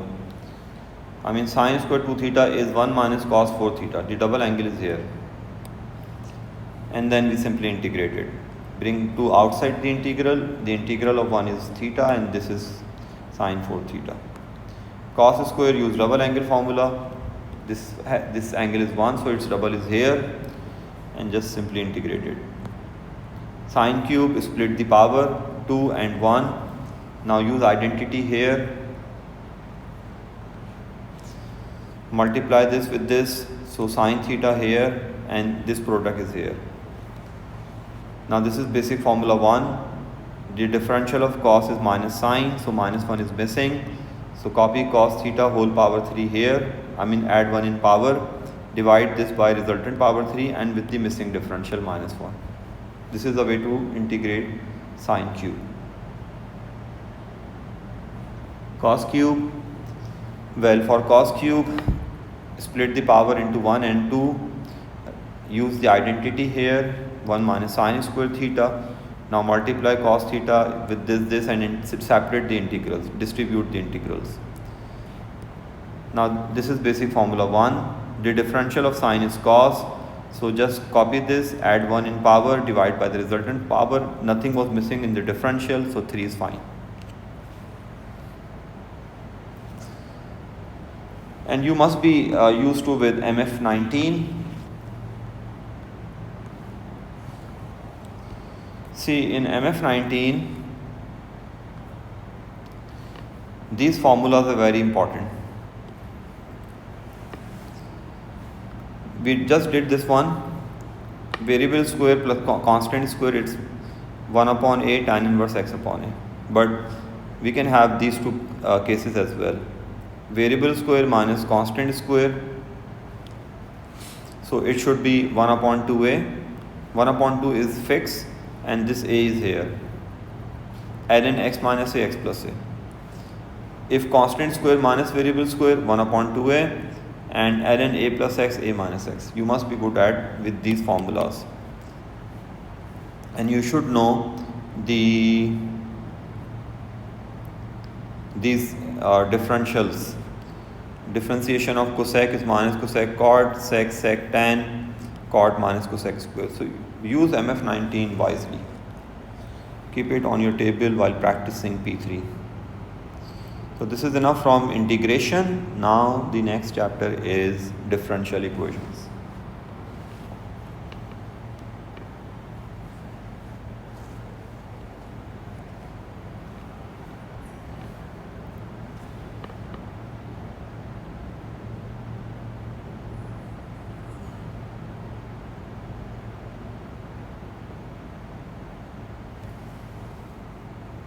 Differential equations.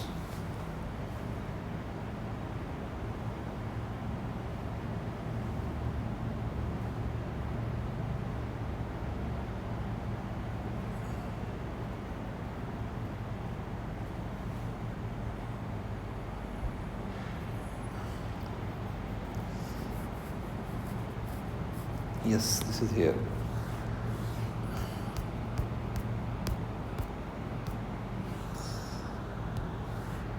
Okay, 1 minute break, then I will do differential equations.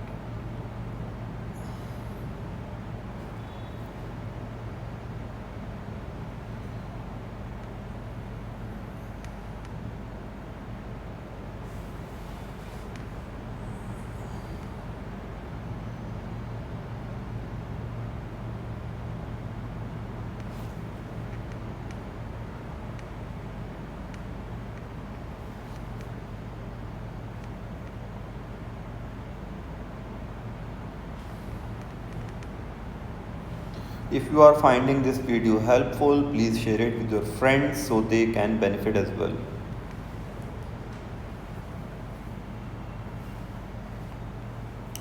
Okay, let's continue. Differential equations. When equation is given, then the question is very simple. You just need to do variable separable first and then integration. But do variable separable very carefully. And how to do variable separable? We keep this operator as it is, on left side, and we shift this operator on other side. Since we are shifting dx on other side, therefore, and we are keeping dy on this side, so we have to bring y terms on left side. I repeat, as we are keeping dy on left side, so we have to bring all y terms on left side. So bring this entire thing on left side. So we have dy upon this, and when we shift this here, we will get dx upon ex. This is the way to do variable separable. Keep this operator here and bring its function here, and shift this operator on other side. Now taking sign of integral on both sides, we have this. Now again we have tan structure, tan inverse. See, variable coefficient 1 and this is constant. So according to tan inverse formula, write the reciprocal of this here, tan inverse, and fraction of these two.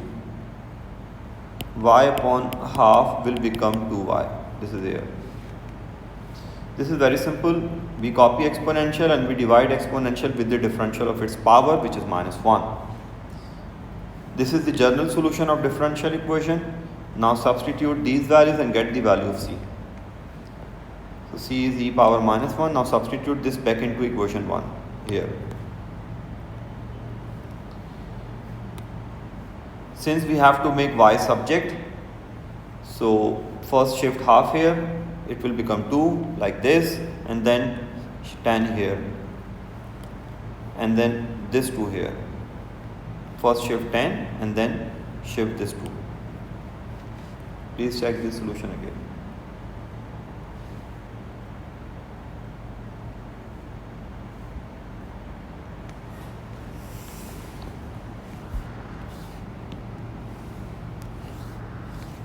Now, one important part of differential equation of this question. State what happens to the value of y when x tends to infinite. So when x tends to infinite, then the exponential's negative power, this, when you will substitute infinite here, e minus infinite, this will be 0. E power minus infinite is 0. So half y approaches to half tan inverse 2 e power -1. This is 0. So y approaches to this. Right? Approaches or arrow. Like this. Y tends to half tan inverse 2, tan times 2 e power -1. Don't write equal sign here. Y approaches to. Y tends to, not y exactly equal to half.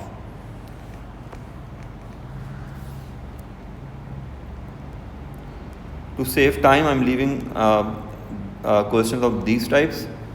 I am doing this question where we drive the equation, we prove the equation in fact. This is an important question. A tank containing water is in the form of a hemisphere. The axis is vertical, the lowest point is A, and the radius is R. The depth of water at time t is h. Depth is h at t0. At t0, h is r. Let me check this. At t0, the depth of the water is r. So it's given depth is h, which is r. You can write r here as well. At t0. This is here. At this instant, a tap at A is opened and water begins to flow out at a rate proportional to under root h. So this is the outflow. So dh upon dv upon dt is proportional to, let me write this here, dv upon dt is proportional to minus under root h. Okay, this is here. The tank becomes empty when T14, so depth is 0 at T14. Now this is the formula of the volume. Show that this equation. Now check this solution very carefully.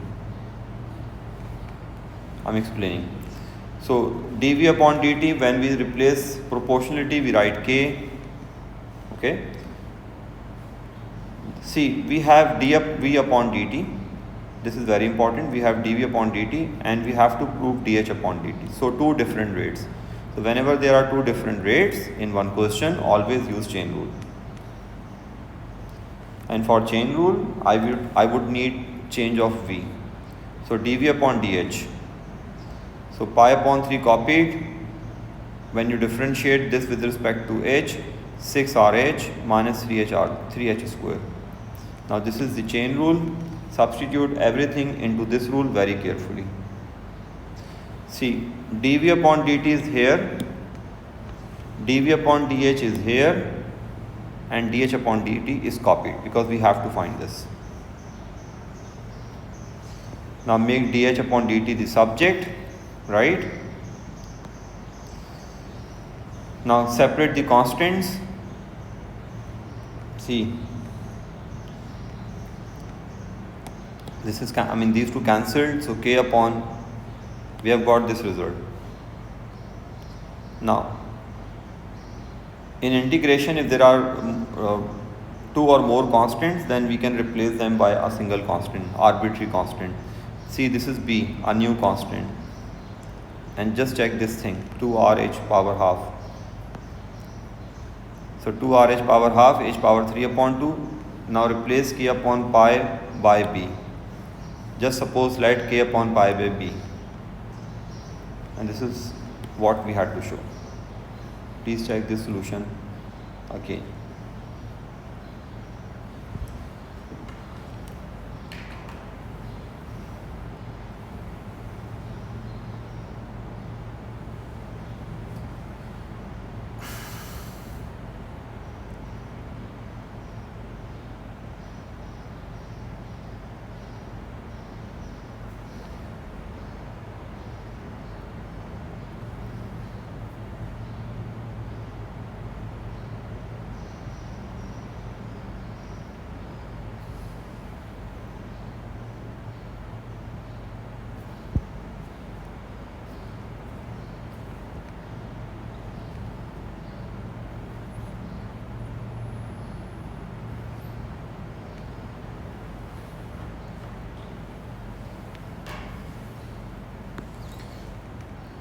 This is the fair solution.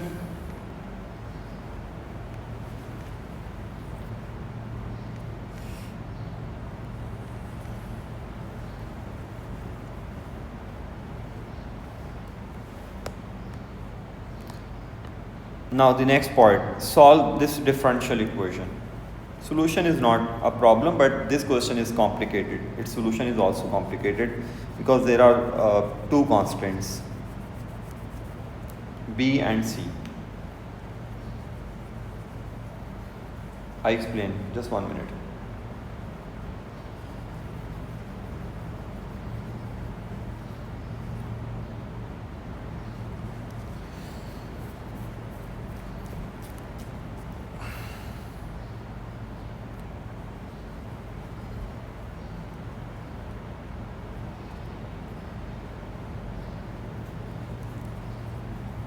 I'm cleaning my glasses.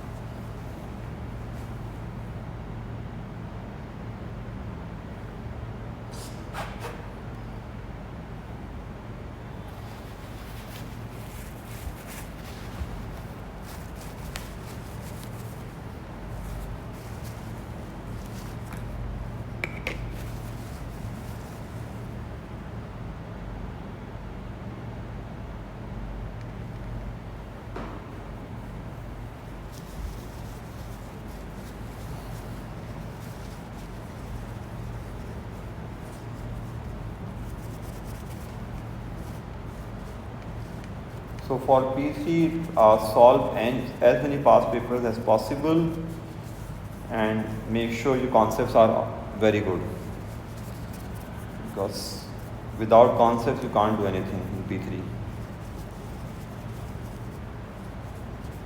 This lecture would help you to refresh all your P3 syllabus, almost all the syllabus, because I'm covering all the important things.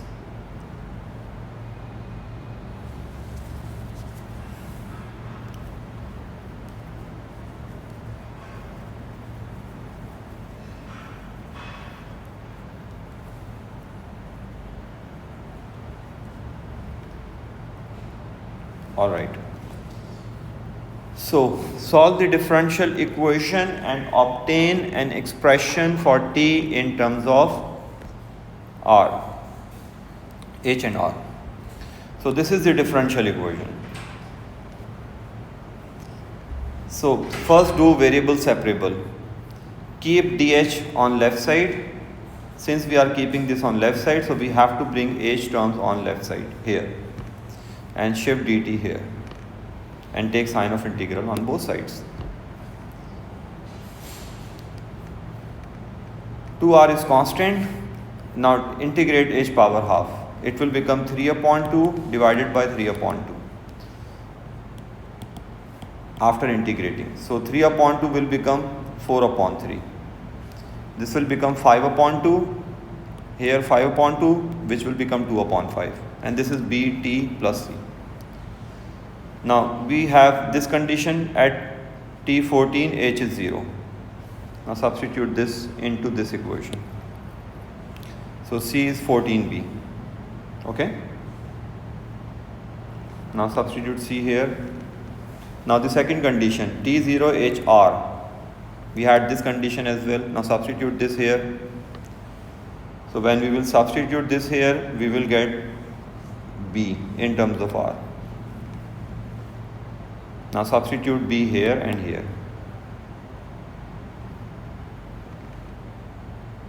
And then try to make t the subject.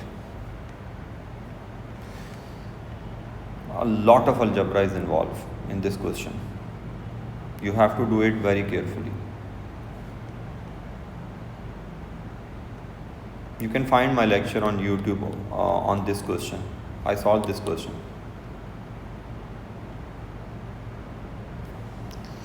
So this is all in differential from differential equations. Now the next chapter is iteration.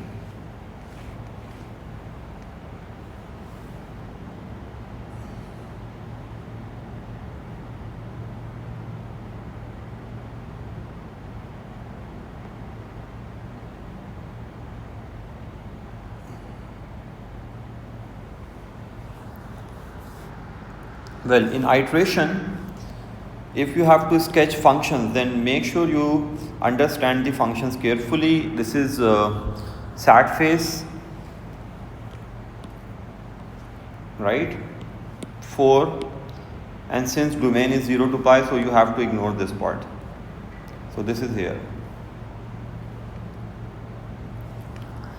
And sec half x. For sec half x, first sketch cos half x. Cos x upon 2. And for cos x upon 2, first sketch cos x. See, this is cos x from 0 to 2 pi. This is the general sketch. X upon 2 means this is pi by 2, this is pi. So x upon 2 means multiply this with 2. So it should be pi. So cos x upon 2 sketches this. This is 4 pi, this is pi, right? Now we have to sketch sec half x. So with the help of cos x sketch, we can easily sketch it. This is sec half x from 0 to pi. And draw the vertical asymptote. Make the vertical asymptote. This is compulsory.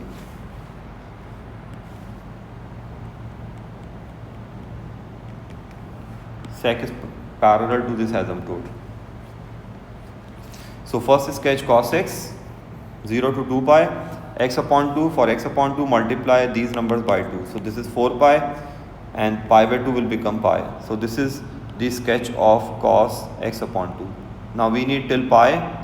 So this sketch. Now for sec, reflect this part. And this curve is parallel to vertical line as I'm told. So this is the way to sketch sec. Watch my lecture on iteration to understand this in detail. So since there is only one point of intersection, so one solution hence shown. Now verify by calculation that this root lies between 1 and 2.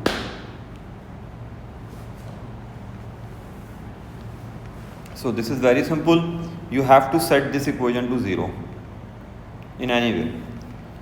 So we brought these two on right side. So we have sec x upon 2 and this.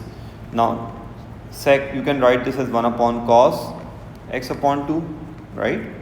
And then substitute 1. So cos 1 upon 2 and this is a positive answer, negative answer, and f of 2 is positive. Since there is a sign change, hence shown.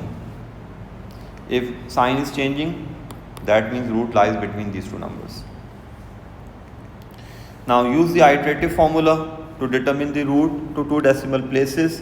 Give the iteration up to 4 decimal places. Since x1 is not given, so you have option either take this x1 or their average. You can take anything x1. This is the best way. x1 is 1.5. So if two numbers are given, take the average. Or you can take 1 as x1, 2 as x1. So there are 3 options. Either take the average, take 1, take 2, x1. Take any one. This is the best one. Now check the results. This student took 1, no problem. Continue iteration till you get a repeated number. As soon as you get a repeated number up to 4 dp, stop the process and write your number up as 2 decimal places with respect to requirement of the question.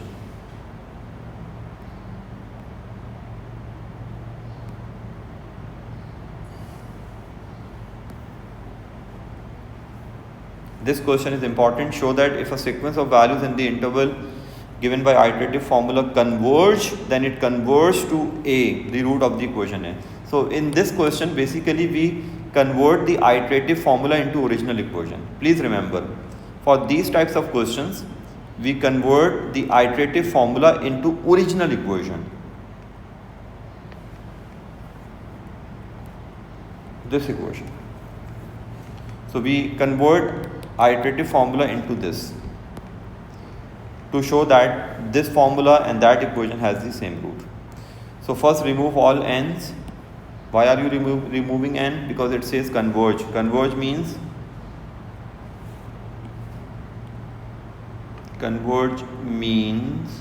xn plus 1, or you can say xn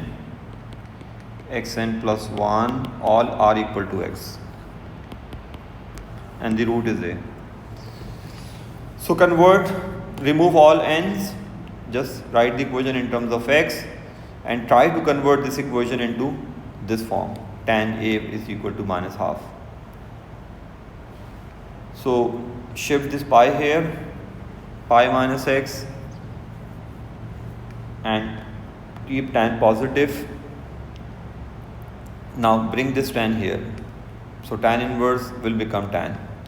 Tan pi minus x. You don't need to use formula. You can do it directly if you know the relations, complementary angle relations. I did this earlier in this lecture. This is minus tan x. If you don't know these relations, then you can use this formula. Tan pi minus x is minus tan x. Let me check this. Tan x. Yes, it's minus tan x. The student forgot to write minus. Right? This is minus tan x, so tan x is minus x upon 2. And the rest is iteration, you know how to do this. Now the next chapter is vectors and then complex numbers. So 2 chapters are left. Okay, let me find my solutions of vectors. Vectors.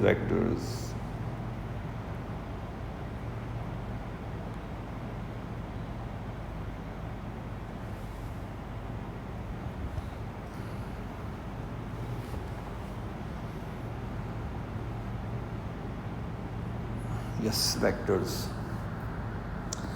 So in vectors, 2 types of questions are very important. Number 1, consistent and skewed lines, and number 2, shortest distance. So 2 lines L and M have equations. Show that L and M are perpendicular. So if lines are perpendicular, then their direction vectors, the product of their direction vector should be 0. So this is, let's suppose, P, and this is Q.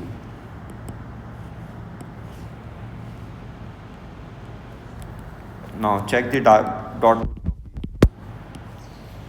It's 0.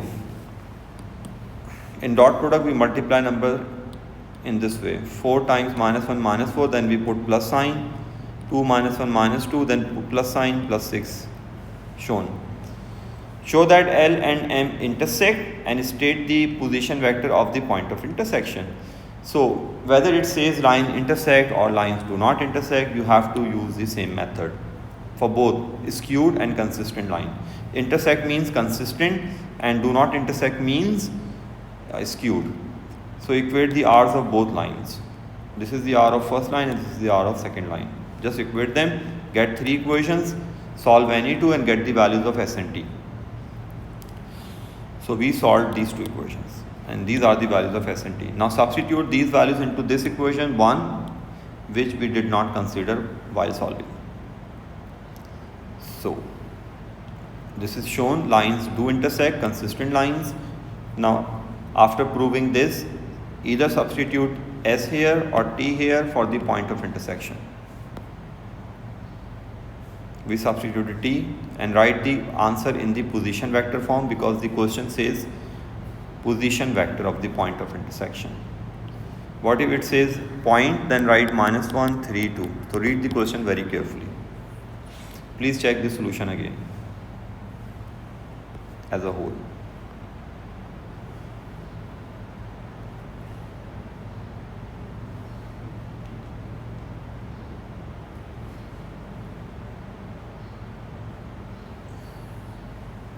Now the next important part of vectors or type of question is show that shortest distance. Show that the length of perpendicular from origin to line M is this. So from origin to line line M. So make a rough sketch. O, drop a perpendicular from O to line, and this point is known as foot of perpendicular, F. I will do one question of this type as well.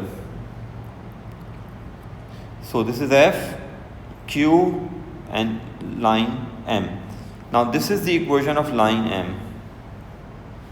The first step is replace R of line by OF. So OF is equal to this. Done? Now since OF vector is perpendicular to vector Q, take the dot product of these two for the value of t. Perpendicular to Q, their dot product should be 0. This is t. After getting t, substitute t back into OF and get its magnitude. This is OF and its magnitude is this. This is the shortest distance. The first step, get OF. The second step, take the dot product of OF with Q, get t, substitute t back into OF, get OF and then get its magnitude. Now another question of shortest distance.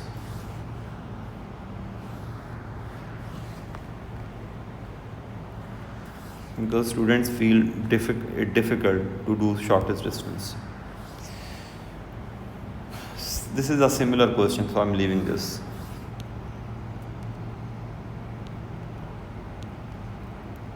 Yes, this question is important. Well, this is the last question from vectors, because I have to cover complex numbers as well, and this lecture is getting longer and longer. This is OA, this is the equation of line L. Find in degrees acute angle between the direction OA and line L. So the formula of angle is cos theta OA, and the direction vector of line Q, then OA and Q. Direction of the line means Q. This is Q. Now take the dot product of these two vectors. So we are getting this number here and their magnitudes are here. Now just check the angle. 1 dp. It's the requirement on the title page. Give non-exact answers in degrees up to 1 dp. In radians 3 SF. Now this is the question. Find the position vector of the foot of perpendicular from A to L. This is a very good question. From A to L, this line is L, and we have its equation. This is the equation of line L. This is here in column vector form, and we have Q as well. We have A as well. So A is 156. Now the first step is get F. This is the first step. Get F. And how to get F? Replace R by OF. This is OF, because this lies on line L. So the first step is get OF by replacing R by OF. The second step is get AF. AF is OF minus OA. Right? Now since this vector AF is perpendicular to vector Q, so take their dot product. AF dot Q is 0. You should watch my lecture on shortest distance. It's in the playlist P3 important lectures to be good at this topic. So AF dot Q got lambda, and substitute lambda here. We need what? We need position vector of the foot of perpendicular. We need OF. So substitute this into OF. What if we had to find shortest distance? Then substitute this into this. Right now we substituted lambda 2 over here, because we need OF, foot of perpendicular. What if we had to find shortest distance? Then substitute this here and get its magnitude.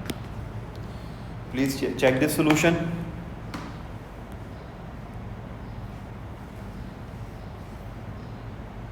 I'm taking 1 minute break, and then I will complete this question, and then I will do complex numbers, inshallah.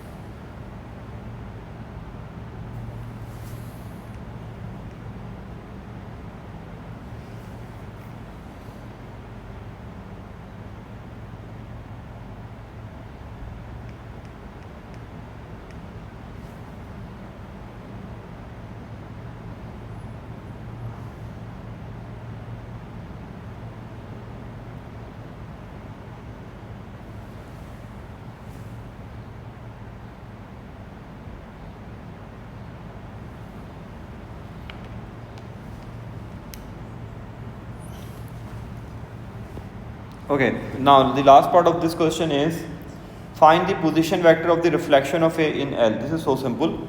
This is A and its reflection should be here. So this is the midpoint. F is the midpoint of A and A dash. So we can write this as A dash is twice of AF. So by using this equation we can easily get OA dash. This is the position vector of the reflection of A.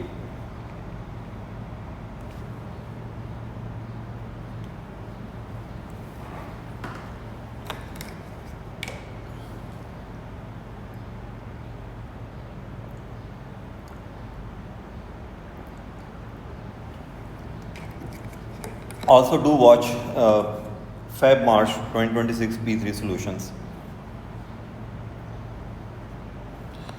Now the last chapter, finally, complex numbers.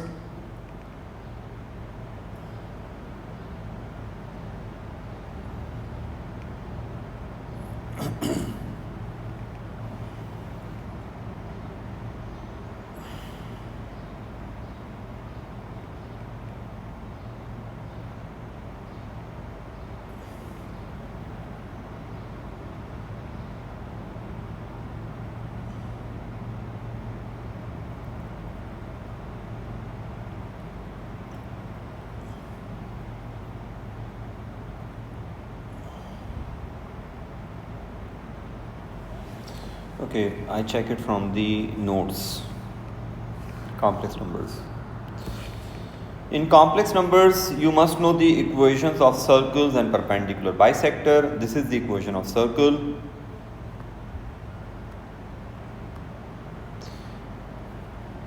I have, I think, one or two long lectures on complex numbers questions. You can find them from P3 important lectures playlist. Sketch an argon diagram showing, okay, first 2 plus 2i is denoted by u, find modulus and argument of u. So modulus under root of 2 square plus 2 square, which is 2 root 2. Argument, this is in first quadrant, same x and y components, so it's pi by 4, 45 or pi by 4, you can write any one from these two. Sketch the argon diagram. This is the inequality of perpendicular bisector, 1 and I, and this is the equation of circle.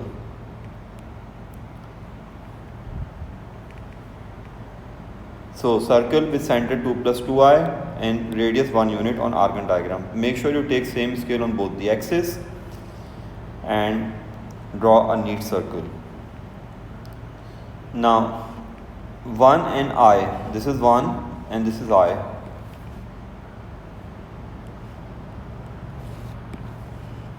This is I. So 1 and I, its bisector is here. This must passes through the center because this angle is 45. Now the next part, calculate the modulus z for point in this region for which argument z is least. So argument z least means draw a tangent, and we have to shade this as well. This is the required region. How do we know? See, the z is inside or circumference on the circle, and according to this inequality, z is close to 1 then to I, because this inequality is pointed towards 1. So this is the bisector side of 1 and this is the bisector sides of I. So z is close to 1 then I. So shade this part. Now for least value of argument, draw a tangent. Z must be here. We need this angle. So we have this total angle 45, just get this angle, and 45 minus this angle will give you this argument.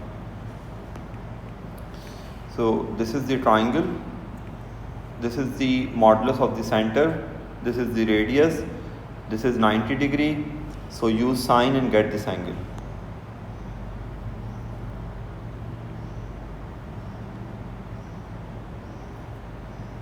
We need modulus z, we don't need angle, sorry. We need modulus z. So for modulus z, use Pythagoras. Under root 8, 1, so you can easily get this. What if we need angle? Then we had to find this angle and subtract this from 45.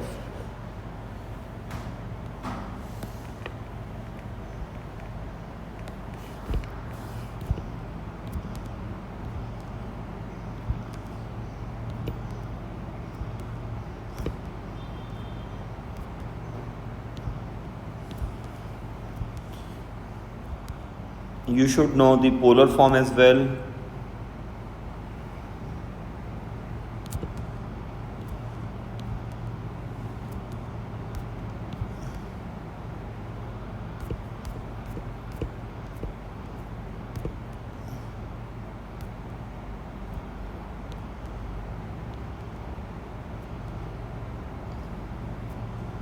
2 square roots in complex numbers. Let me check question if it's here. Yes, it's here. So how to find 2 square roots? Just equate, you can write this as x plus iy whole square is equal to 1 minus 2 root 6i. You can start in this way and in this way as well. X plus iy plus minus this square root. You have option, either start from this step or this step. Now expand this, I square is minus 1. Now equate real part with real, imaginary with imaginary, and get 2 equations. Now solve them simultaneously. So we are getting 2 values of x squared. Ignore the negative value because x and y are real. So x plus minus root 3, y plus minus root 2. So these are 2 square roots. Please check the solution again.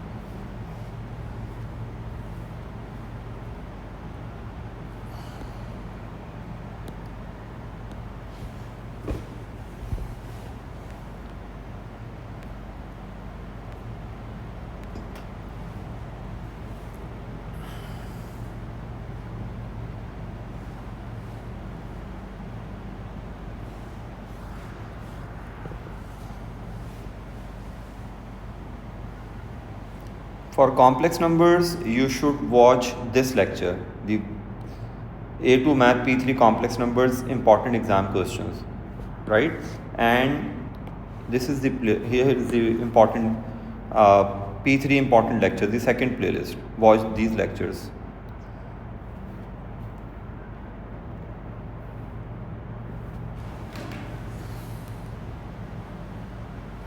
So if you found this video helpful, please share it with your friends so they can benefit as well. All the very best for your P3 exam. Sallallahu alaihi wasallam. Alhamdulillah Rabbil Alameen. Thank you for watching. Allah Hafiz.